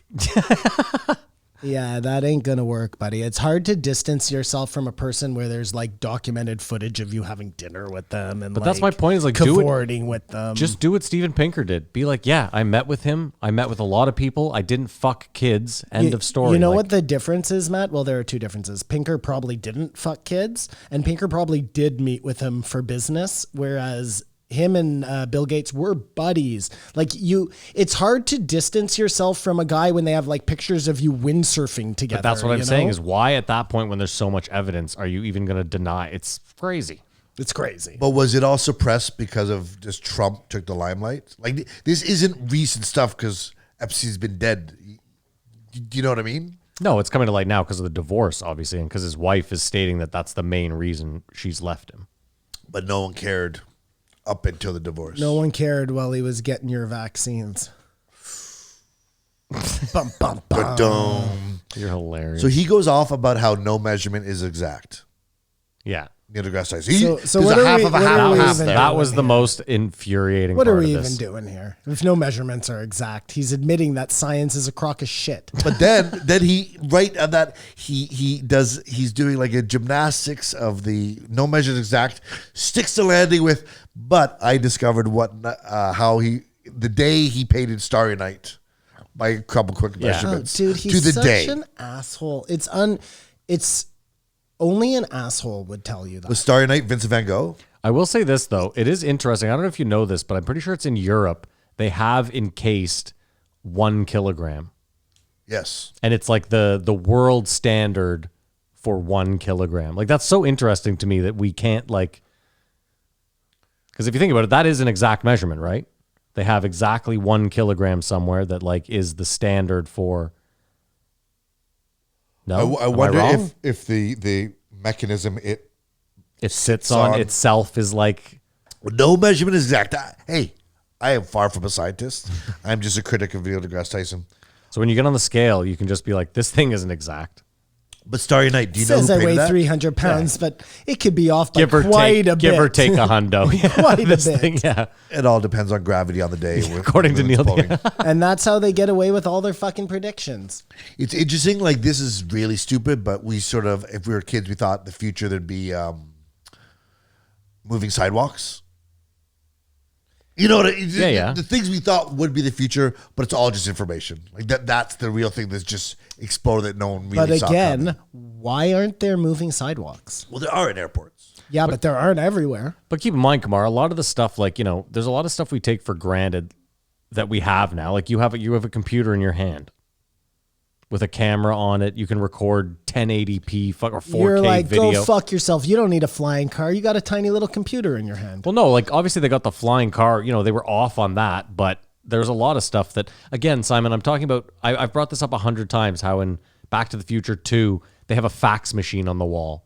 Like that was how limited our view of the future. That would still be around. Well, I mean, listen, that was one guy's view of the future. I To get say it. I that get we it. were limited. No, go read science fiction novels. You know what I mean? They weren't talking about fax machines. I understand, or, but even then, those ones were all wrong because you're talking about flying cars. So I'm just saying is like some of the advancements we kind of get, but they're just not quite what we thought they might be. I don't know.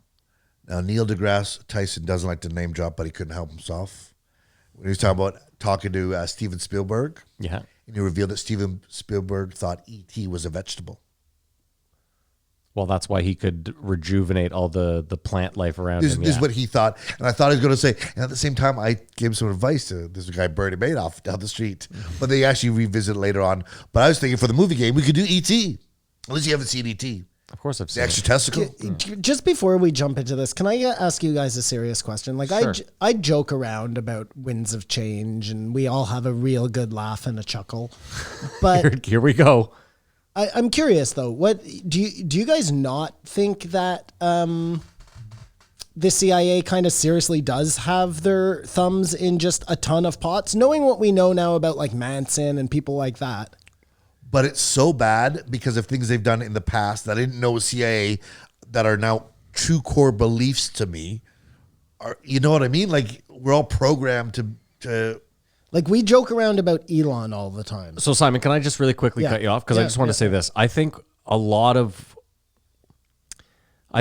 what happens is this. I think the CIA does things that they're involved in for maybe a decade, and then it gets beyond their control, and then it's just part of, like, crack cocaine. You know what I mean? I don't think that's an ongoing CIA. No, that's a blunder. But you see what I mean is I think a lot of the things that maybe you're talking about are just that CIA blunders that No, are I'm now. talking more about people. Like we see these people out there and we joke around about how they're CIA plants like that. It's not. But what I'm such trying to say, Simon, idea. is something's happened in history that you think is one thing, but because of CIA, it's actually something else. But your truth is that it's this, and because you do not know it's CIA up. Do you understand what I'm saying? I do. It makes us like have to go back and relook at some of the things we know as fact, and that brings me back to Neil Tyson, because he never will go back and like change his opinion on something that will then alter his views on a lot of other things. He's definitely not likely to. Anywho. Yeah, go on with your movie. Hold on. What was your question, though? You said, do I believe... Well, I want to know, like... but hold on. Do you think it's impossible that Elon is a plant? Okay, but let me ask you then. Yes. So let me... You do, Kumar. Yeah. Okay. So let me... I don't think it's impossible. I don't give it a 0% chance, if that's what you're asking, Simon. What do you think the likelihood of Elon being a plant is? Less than 5%. Wow. 50%. Okay. He is or he isn't. Thank you, Kumar. No, he wasn't. I believe me. I know it seemed like he was on your side, but I don't think he was there. No, but he gave me great odds. Yes, he did. Well, the fact that Tesla's a Ponzi scheme, like when that house of cards falls, Exactly. well, it seems like it wouldn't fall apart if it had the CIA balking. The fact that Balking. and it would just be interesting too if Bill Gates did end up being some sort of weird plant that got out of control. To your point, Maddie, like we're gonna help you build this company. And then he hooks himself up with Epstein, or maybe they were hooking him up with Epstein to keep him in check. Well, even then, like, what if Bill Gates really was... Hold on. What if Bill Gates really was just a super smart computer fucking nerd, and they do get involved with him, and then, like you said, he just runs amok because he ends up creating this monster corporation that they had no... I mean, I guess your argument would be they just kill him. Well, that would be an easy way to do it. But isn't that what the CIA does? Like, that's my argument to you is wouldn't... If Usually, or they make you seem like you're crazy. Okay. Or, I'm just curious. Or discredit you in some way, Matt, I guess was more what I was driving at. Being that crazy, or maybe, you having sex with kids, or who knows. But it seems like Bill Gates is still on the right side of the CIA, and maybe Elon fucked up along the way, and that's why he's having all this grief right now. I don't know what grief he's having. He's still one of the richest people in the world. No one likes him. Who gives a shit? No, that's just because I thought he did. The CIA isn't smart enough, I guess, To keep up with the kids. Bamboozlement. Like you got to really be. I guess that's the problem, right? If you're a CIA agent, a young CIA agent who decides to just sit on his haunches and kind of like, I've built Elon up and now we're just going to let this shit ride. You have no superior saying, get him back in line. Well, yeah. And, now with how fast things come and go out of popularity, like you really got to work hard to keep people relevant for that long. And he has to stay relevant because they need to keep pumping out all their ideas through him, Well, I have more about Elon coming up, so. My thing is this, Simon. The government is pretty inept at most things. So it seems crazy to me that they would just have this one department that was just super fucking good. Even then, like you're mentioning, like keeping up with the trends, it's impossible for trend makers. You know what I mean? It seems like the government would be terrible. Not if you're setting the trends. It's like that Steve Buscemi at high school fucking. No, I agree with you, Maddie, that probably most of the government is inept. But I would imagine that there are certain parts of it that are pretty proficient in what they do, or at least are trying enough things that many of them are going to work. Keep in mind, though, this goes back to what I was saying a couple weeks ago about that CIA ad that what's-his-name had a problem with. Remember, it went to me saying if they want to keep up with the kids, they need to hire a couple nose-pierced, those are great red-haired. Those are great debunk. I don't know. Are we doing ET here? Yep. I feel like we've done this already. The time has come again for Matt and Simon to rack the brains to guess the budget in the box office. We all know they won't guess the year, and the Patreons are the real winners here at the JRE Movie Game. Come on, take it away, baby. It's the movie game. I wish everyone could see Simon because he really jives to that thing. He's bouncing, he's bopping, he's hopping. It's pretty catchy, man. Yeah. Shout out to Sit Tyler down. Duvall again. Buckle up while Matt and Simon go head to head to find out what year a movie came out, Simon, I got a year already, bro. how much it cost to make, and how much it made at the box office. Okay. This week, the movie is E.T., directed by Steven Spielberg. Starring Dee Wallace, Henry Thomas, Peter Coyote, Robert McNaughton, Drew Barrymore. Okay, I got a year also, Maddie. Not too many people came out of that movie, except for Drew. And she was only like about 8 years old. I have my year of birth, 1983. Oh, and I said 1982. 1982. Ding, ding, ding, ding, ding, ding, ding, ding, ding, ding, ding, ding. The prophecy of the theme song has been broken. What This is month? very What interesting. month? Was it late 82? Actually, well, that's interesting. It comes out June. in the United Oh. States, comes out May in Canada. Oh, May in Canada. Weird. We It got came out in the Canada early release. first? Seems no, it was May of the next year. No, 1982. Oh, weird. All right, I'm ready, Simon. Are you? You're already ready. Holy shit. Dude, he said E.T. 10 minutes ago, and then Oh, you had then this I CIA was- druthers But Elon's conversation. in his Oh, crawl. telling a story of sorts. Okay, just give me a second here. Talk amongst yourselves for a moment. Well, I know you don't watch soccer, but oof, this year was a fucking the Champions League yesterday was fucking insane. I will watch the World Cup soccer or the Euro soccer Cup. Oh yeah, the Euros are going to be great. for sure. It's going to be fucking great. Maybe that'll get me back into. Do you have a pick right now? which team? Yeah, because for the you can put money Euros. on it. Well, no, if you had to, if just right now on air. Do you know? what country do you think will win the Euros? I have no idea.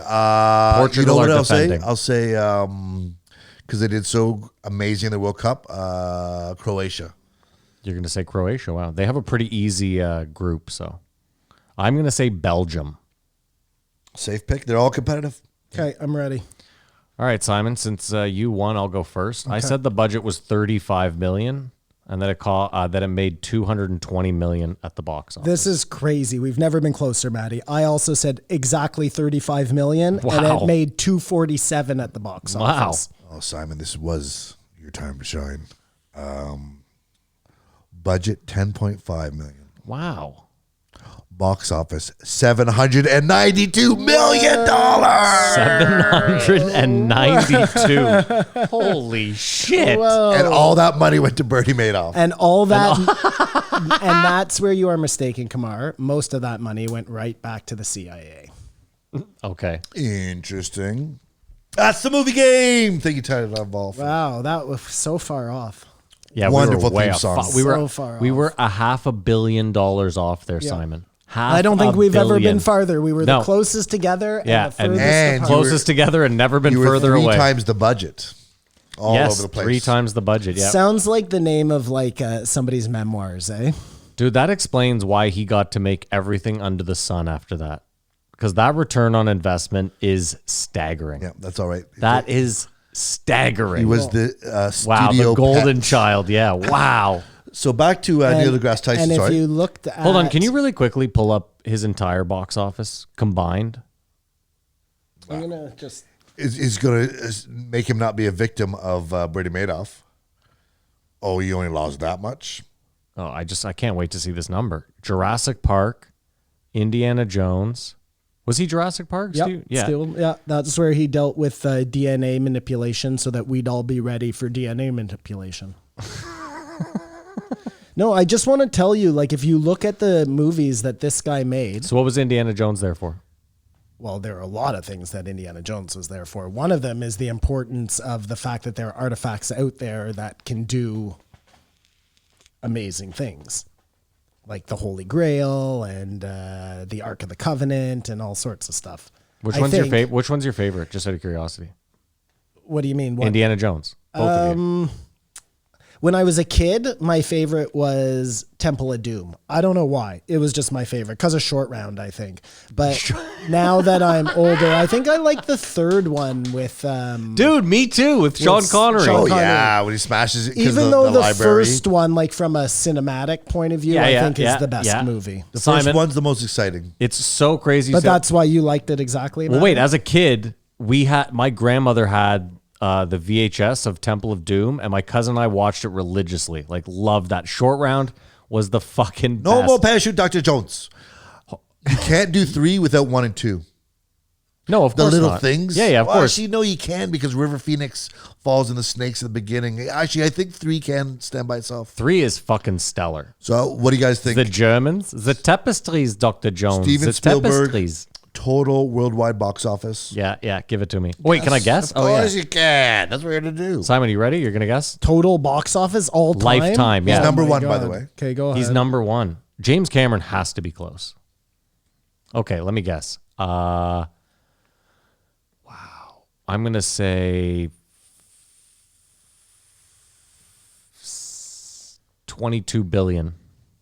Total box office all time. Yeah.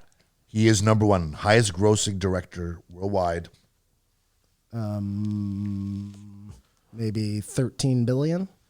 Simon was much closer. It's 10.5 billion. Oh, man, I was way off. Fuck. Can you guess number two? James Cameron. No. The Russo brothers. Avengers Endgame, 6.84 billion. Number three, James Cameron. Peter Jackson. Motherfucker. Oh, yeah. 6.5 The Hobbit, billion. Yeah, and the fucking Lord of the Number Rings. four, James Cameron. Michael Bay. God damn. 6.4 billion. And number five, Steven Spielberg. James Cameron. That's the extent to a movie game. A rich When you look rich at directors. Steven Spielberg's filmography, Yeah. again, I'm sick of being this guy. But if you wanted to like, Oh, you're going to conspiracy. yeah, Deep. look at Yeah. look at a person who could like. So Aliens. Well, look, let's start with his first one, okay? 'Kay. Yeah. Sorry. This is so great, Matt. I've never even realized this before. Encounters of the We're having a Close break No, Encounter. on the show. Just stop. I just hold on one second, okay? Are we not allowed to do this? No, this is real. This is happening. Yeah. all the Steven time. Spielberg Yeah. was created by the CIA. Here we go. The very first Hold on, wait. Listeners, you guys are watching the birth of a very fresh conspiracy here. I'm sure this Timestamp is a this. conspiracy already, but I came to a new realization about Okay. it. For the Simon. very first important movie he does Yeah. is 1975 Jaws. Okay. Why? Why did they make a movie about a shark? Because you got to stay the fuck out of the oceans, Matt, because that's where the aliens are. Sounds like a PSA. Second movie he makes, Number 1977, is Close Encounters of the Third Kind. Yeah. Because they need to tell you about what's coming after they've made sure that you're not going to find them in the oceans. I was just gonna tear that apart, but okay, I like your little loophole there. Then he comes in 1981. Well, he does 1941 in 1979. I'm not sure what that movie is. I'm gonna assume it's a war movie, but I could be But wrong. this is what I'm going to assume by looking at his filmography, just before we go on, is that made by the CIA, had many movies that he had to do. He also was allowed to do some of his own. I mean, but you do know the CIA approves all movies already. That's not a secret, right? Then he does Raiders, right, Kamar. Then he does Raiders of the Lost Ark in 1981, again, to let us know that there are valuable items out there the Nazis were looking for. Then follows that up, very important year for him, 1982. He releases The Aliens for the Kids, E.T., we just talked about it. And in that same year, released Poltergeist. Well, we know you To believe scare in the ghosts, kids. and Well, again, to let you know that maybe ghosts are real. so wait, the CIA wants us to know ghosts are real. I'm so confused here. Well, I'm, the CIA did a lot of work with like ESP, with all the senses, with who knows what. I would assume that these movies are making it so that you accept things. Why they want you to accept those things, I don't know, Maddie. But I'm curious because at first it was they don't want us in the water, so Jaws. Well, they don't want you in the water. We know that for sure, okay, Matt. but that was to keep us away from aliens. That's but then half a decade later, aliens. Well, they decide when they're going to release things according to their timetable. Okay. Again, the very most important thing, Yeah. I guess, is that we didn't stumble across the aliens on our own. That's why Jaws was the very first movie. The movie that kept everyone for the rest of time out of the oceans. This might be the most Pepe Sylvia he's ever I don't ever think been. so. I feel No? like Okay. I've really, This is real time, really Jake. You feel like fucking you've come to something here. cracked the case here? Anyway, so then you end up Raiders of the Lost Ark, E.T., Poltergeist, Twilight Zone, the movie. Very interesting movie. Which I didn't even know existed until, like, I knew it existed. I watched the Twilight Zone on TV, but I didn't really know there was a Twilight Zone movie. Anyways, enough. Good watch. Then Indiana Jones and the Temple of Doom, probably one that he was allowed to do on his own, but who knows. The fact that he put his wife in that and she was god awful. Then 1985 was a weird year for him. He did The Color Purple and The Goonies. I'm not sure how The Goonies fits into the mix. No, But it's something to do with kids. That was to normalize pedophiles. Interesting, Kamar. Interesting. Then 1987, he does Empire of the Sun. I mean, need we explain more? Talked about it last week. Get ready for China, folks. 89, he does Always. What was Always? I don't know. Always is amazing with It was a plane movie, Steve eh? Martin and no, that's All of Me. Yeah, you're Lily right. Tomlin. India. Always was. 89 was Indiana Jones and the Last Crusade. 91 was Hook. Again, not sure how that one fits into the mix, but I'll get back to you. 93, obviously Jurassic Park. They're getting us ready for cloning. Also in 93 was Schindler's List. I'm not sure. I was waiting for you to get to Schindler's But there's List. something about Jews in this whole thing. Got the CIA fingerprints all over it.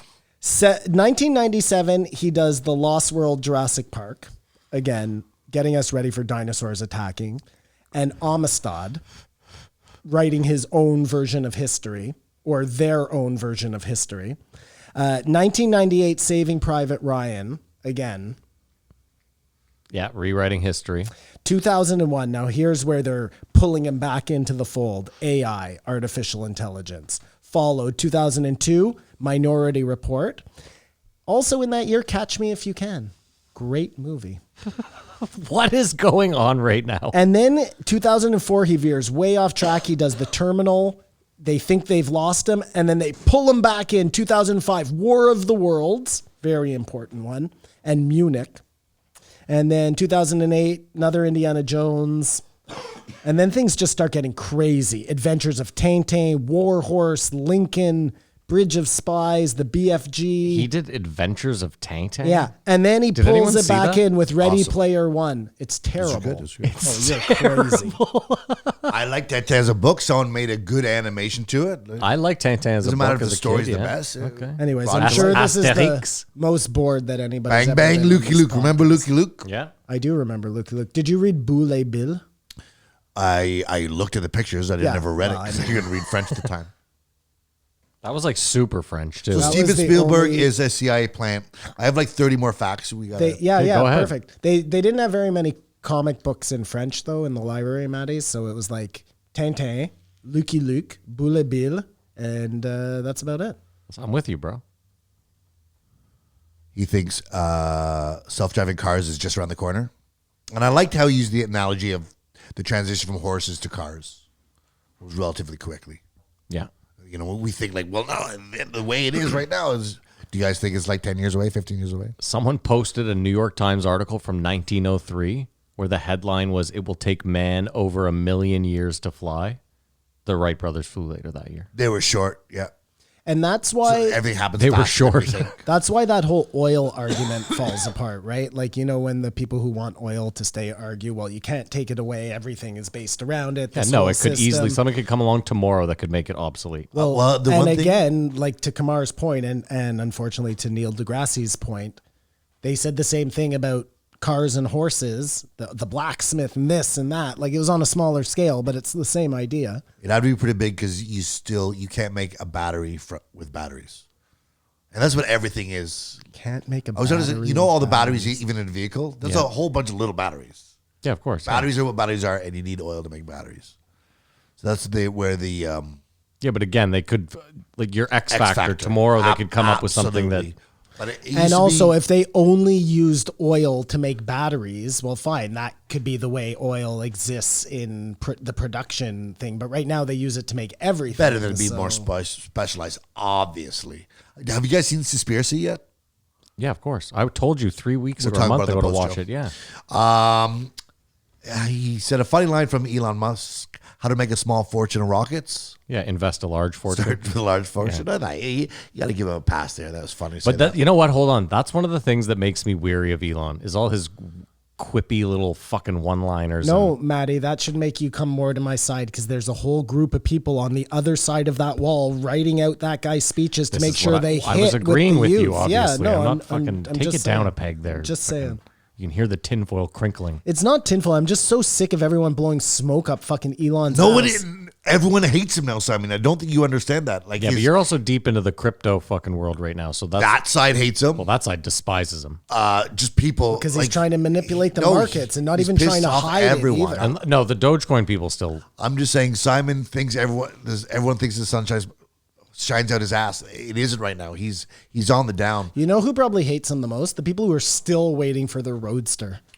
Or those people who paid for the truck. And how long does a Ponzi scheme go for?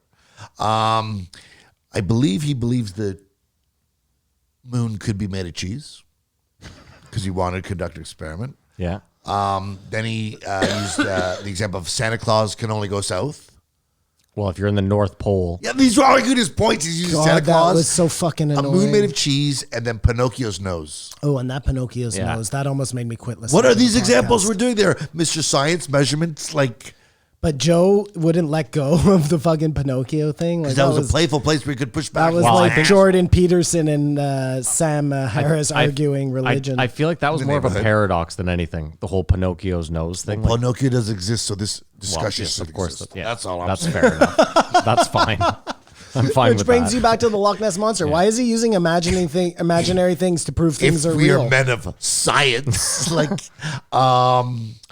then he sort of got, a little fatalist, I guess, that the universe is going to rip apart and just tear to shreds in 20 At billion some years. point. 20 billion years. Do you know how long 20 billion years is? More than 10, less than 30. Like, trust me on this one.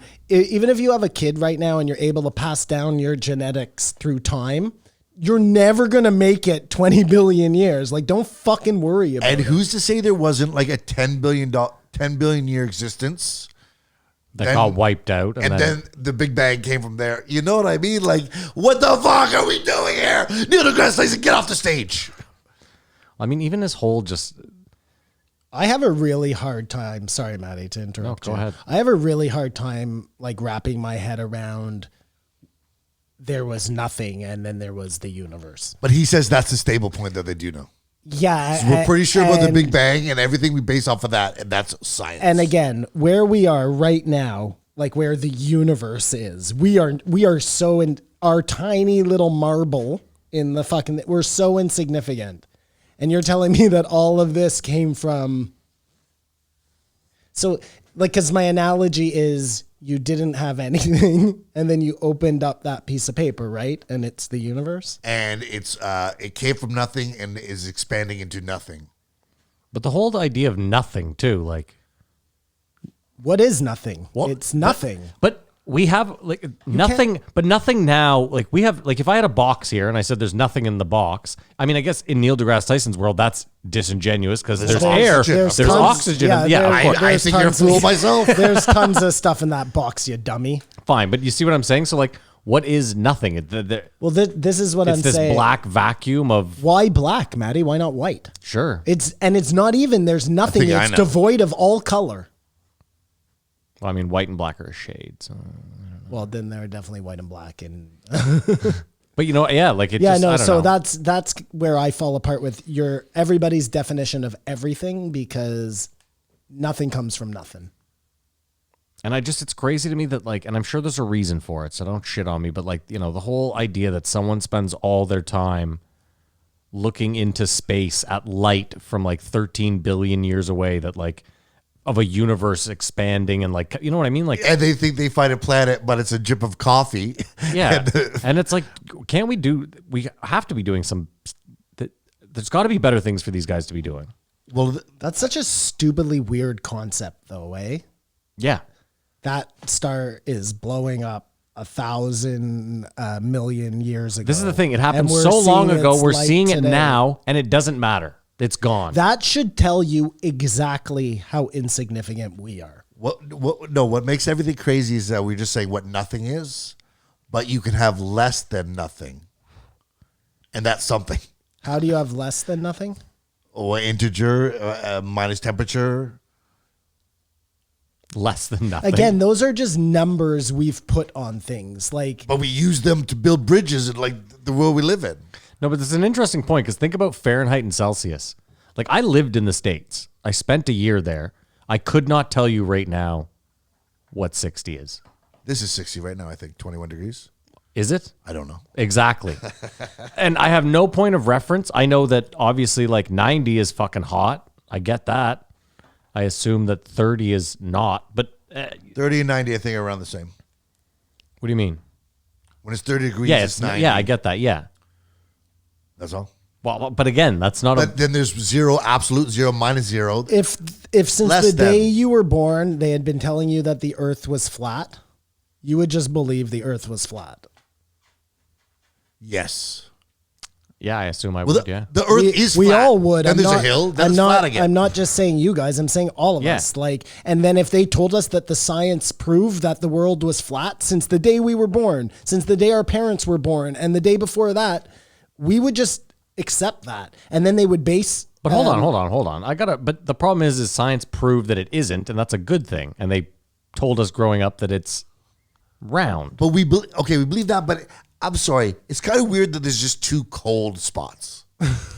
It's not that weird though. It's I'm like, I'm not isn't it- arguing whether the Earth is How round far or away? flat. Is I know you're how, not. I'm just how far away is the sun? letting you know that we really don't know anything. I don't have the answer. And for it can you. make someplace here 30 fucking degrees, even hotter.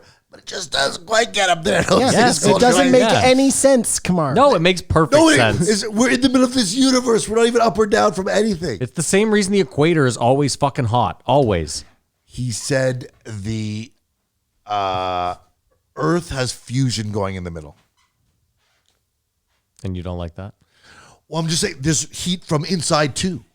The planet, you know what I mean? Yeah. I think the we heat don't would be even more need the evenly sun. distributed. That's just something they told us from the day we were born. It's a CIA thing again. It's actually just cheese. Yeah. He was right. He let it slip. The No, moon. But he said sun is the reason why we have high tide, because that's the sun and the moon pulling at the same time. Which I just think it's weird that the moon pulls us. Well, the we tide, pull the moon. the tide is the one thing that like proves to you that something is going on, right? No, someone could just be like this, Someone. back and forth. I mean, in a simulation. Anyways, my point of the whole flat earth thing was just that we believe things because that's the way they are. Mm-hmm. And most of the time, I'm sure that's fine. I'm sure that's probably the way things are. But it wouldn't take much for them to convince you of something that also wasn't the way things are. The poles we are are just just a weird. very accepting creature because most of us are very limited in the ability to check and balance any of these things. And that's why flat earthers exist. And it just happens to be that they're probably wrong about that one, but it doesn't mean that like all conspiracy theories are crazy. I mean, I proved it to you with Elon. He's obviously a plant. You see, nobody is arguing anymore. No, I can't. Well, that leads us. Mission accomplished. You know, DeGrasse said to be creative, you have to be less productive. And clearly, I've just been doing too much. Personal truth, objective truth. No. And sorry, doesn't that just sound like a very scientist thing to say? If you want to be creative, you can't be productive. Like, why can't you be productive at being creative at creativity. At creativity. Thank you, Matthew. I was going to say creatism. Well, isn't being Creatism. creative being productive in its own? Well, but look, if you're being creative by making a lot of art, then you're being productive because you've produced a lot of art. Like this guy just said things for the sake of hearing himself talk. He's a fucking arrogant douchebag. Go on, Kamar. I think he said personal truth, political truth, and objective truth. And I think from listening to this, it's objectively to say that he's an asshole. That's the truth. I mean, listen, after his last time, we thought he was done. We were like, this guy can't show his face in this town anymore. And here he is. He had a 2-year, 3-year hiatus and No. came back equally as fucking No, douchey. No, it he was had like a Me Too year. thing in the way. Joe pulled back a bit, and something's He coming was around. on like a year ago. You guys are fucked. At least. A year ago. Yeah, he was on. He's been on within. He has Within provided 14 an months. opportunity for another astrophysicist who's not such an asshole to swoop in and take everything he's built. I think. I'm done with Neil deGrasse Tyson. Were you a fan of him before, Kay? It's been a slow progress of getting to know who he actually is versus him, say, just narrating Cosmos. You know what I mean? He was sort of bearable, but when you see he's really like that, it's too much. September 6th, 2019. So almost a year and a half ago. Almost 2 years ago. Quite a hiatus. All right, fine, fair enough. And I thought it was longer, in all fairness. the only reason I want to see him on the show again is if he's so wrong about aliens and he comes on to eat crow. But you think he'll come with his tail between his legs? I don't think he will. No, so of course he won't not. be on again, and that's a success in I itself. wonder, and I'm being serious here, guys like him who are like on the company dime, as far as I'm concerned, don't really have an opinion of their own. He works for NASA. I didn't even know who pays this guy. I have no idea. The company dime. You think Neil deGrasse Tyson CIA as well? He must be. I mean, But again, I don't get it. How many people do they have working for them? Like at this Tons. point, everyone at the top is just CIA. Everyone. It's not One's in everyone the at the CIA. top. It's everybody who's like in these positions of influence and who you can see right through. So you're like, well, how is this guy remaining at the top of his game or the game where we can all see that he's a fucking charlatan? Well, he's got to be having people who are like paying enough money to keep him relevant. I don't know, Matt. I mean, maybe I'm being crazy. Hey, Maybe. that's always a possibility.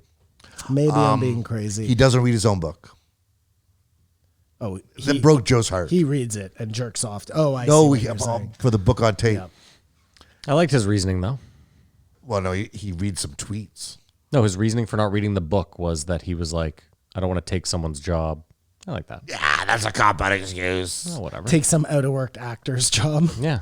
Yeah, that's Because all I that's who have. read those books. Yeah, of Matty, course. I know. That's what I'm saying. I Give don't- him a break. Just pulling you full circle on my joke. I don't need to hear him again. And Are we going to rate it then? We're done. this is that. Well, Simon, you went first last time. Kumar, you go first this time. I give him a big 0.5. The only reason he gets anything is because he didn't spout off about COVID one way or the other about anything. That would have just been too much. Too much. No matter what he said. I'm going to give it a 2, but just for the banter. Just because I knew listening to it that I was like, we're going to have fun fucking tearing this apart. This will be great. But it's not like I wouldn't give it a 2 like the listeners should go. I mean, again, 2 is below average, so you shouldn't go listen to it. Simon?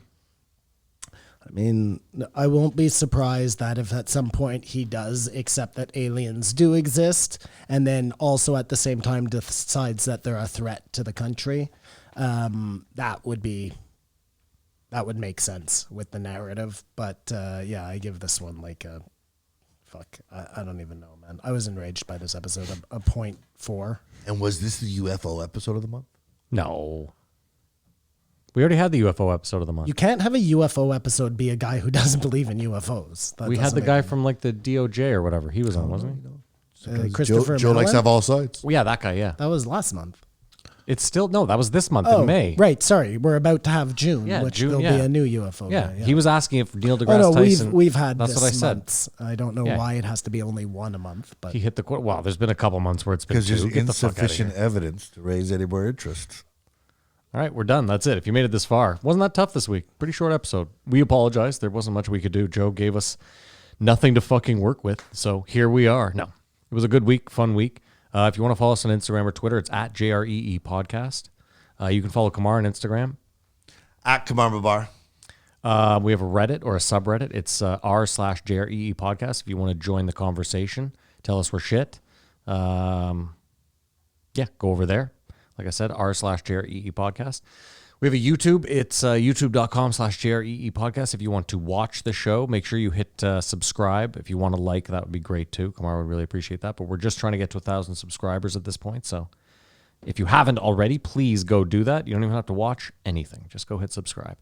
And then, of course, the Patreon. It's patreon.com/JREE Podcast. If you want to support the show, you can do so for as little as $5 a month. For that $5, you get the post show every week. It's the show after the show where we shoot the shit. You also get the back catalog of This Won't Age Well, where we used to go back, listen to old episodes, and do the same bullshit we do now. There's going to be a fire post, Joe. It's going to be a fire post show. Bill Cosby's in the news. Oh, great. Also, shout out to BetterHelp and Pot Stickers. You should go check out both of them. Tell them we sent you. And of course, Onnit, if you're in the States, go to onnit.com/JREE or /JREE podcast. I can't remember. If you want to try Alpha Brain or any of the other free trials that they have going. So go do that. Other than that, stick around for the post show if you're on the Patreon. Did I miss anything? You have anything to say in closing? Okay, those are the most. We love you, Maddie. Simon? That is it, my friend. Keep your eyes open, folks. No, not yet. Thank you so much. We hope you guys have a great week. Have a great weekend. And as usual, Keep your eyes open, folks.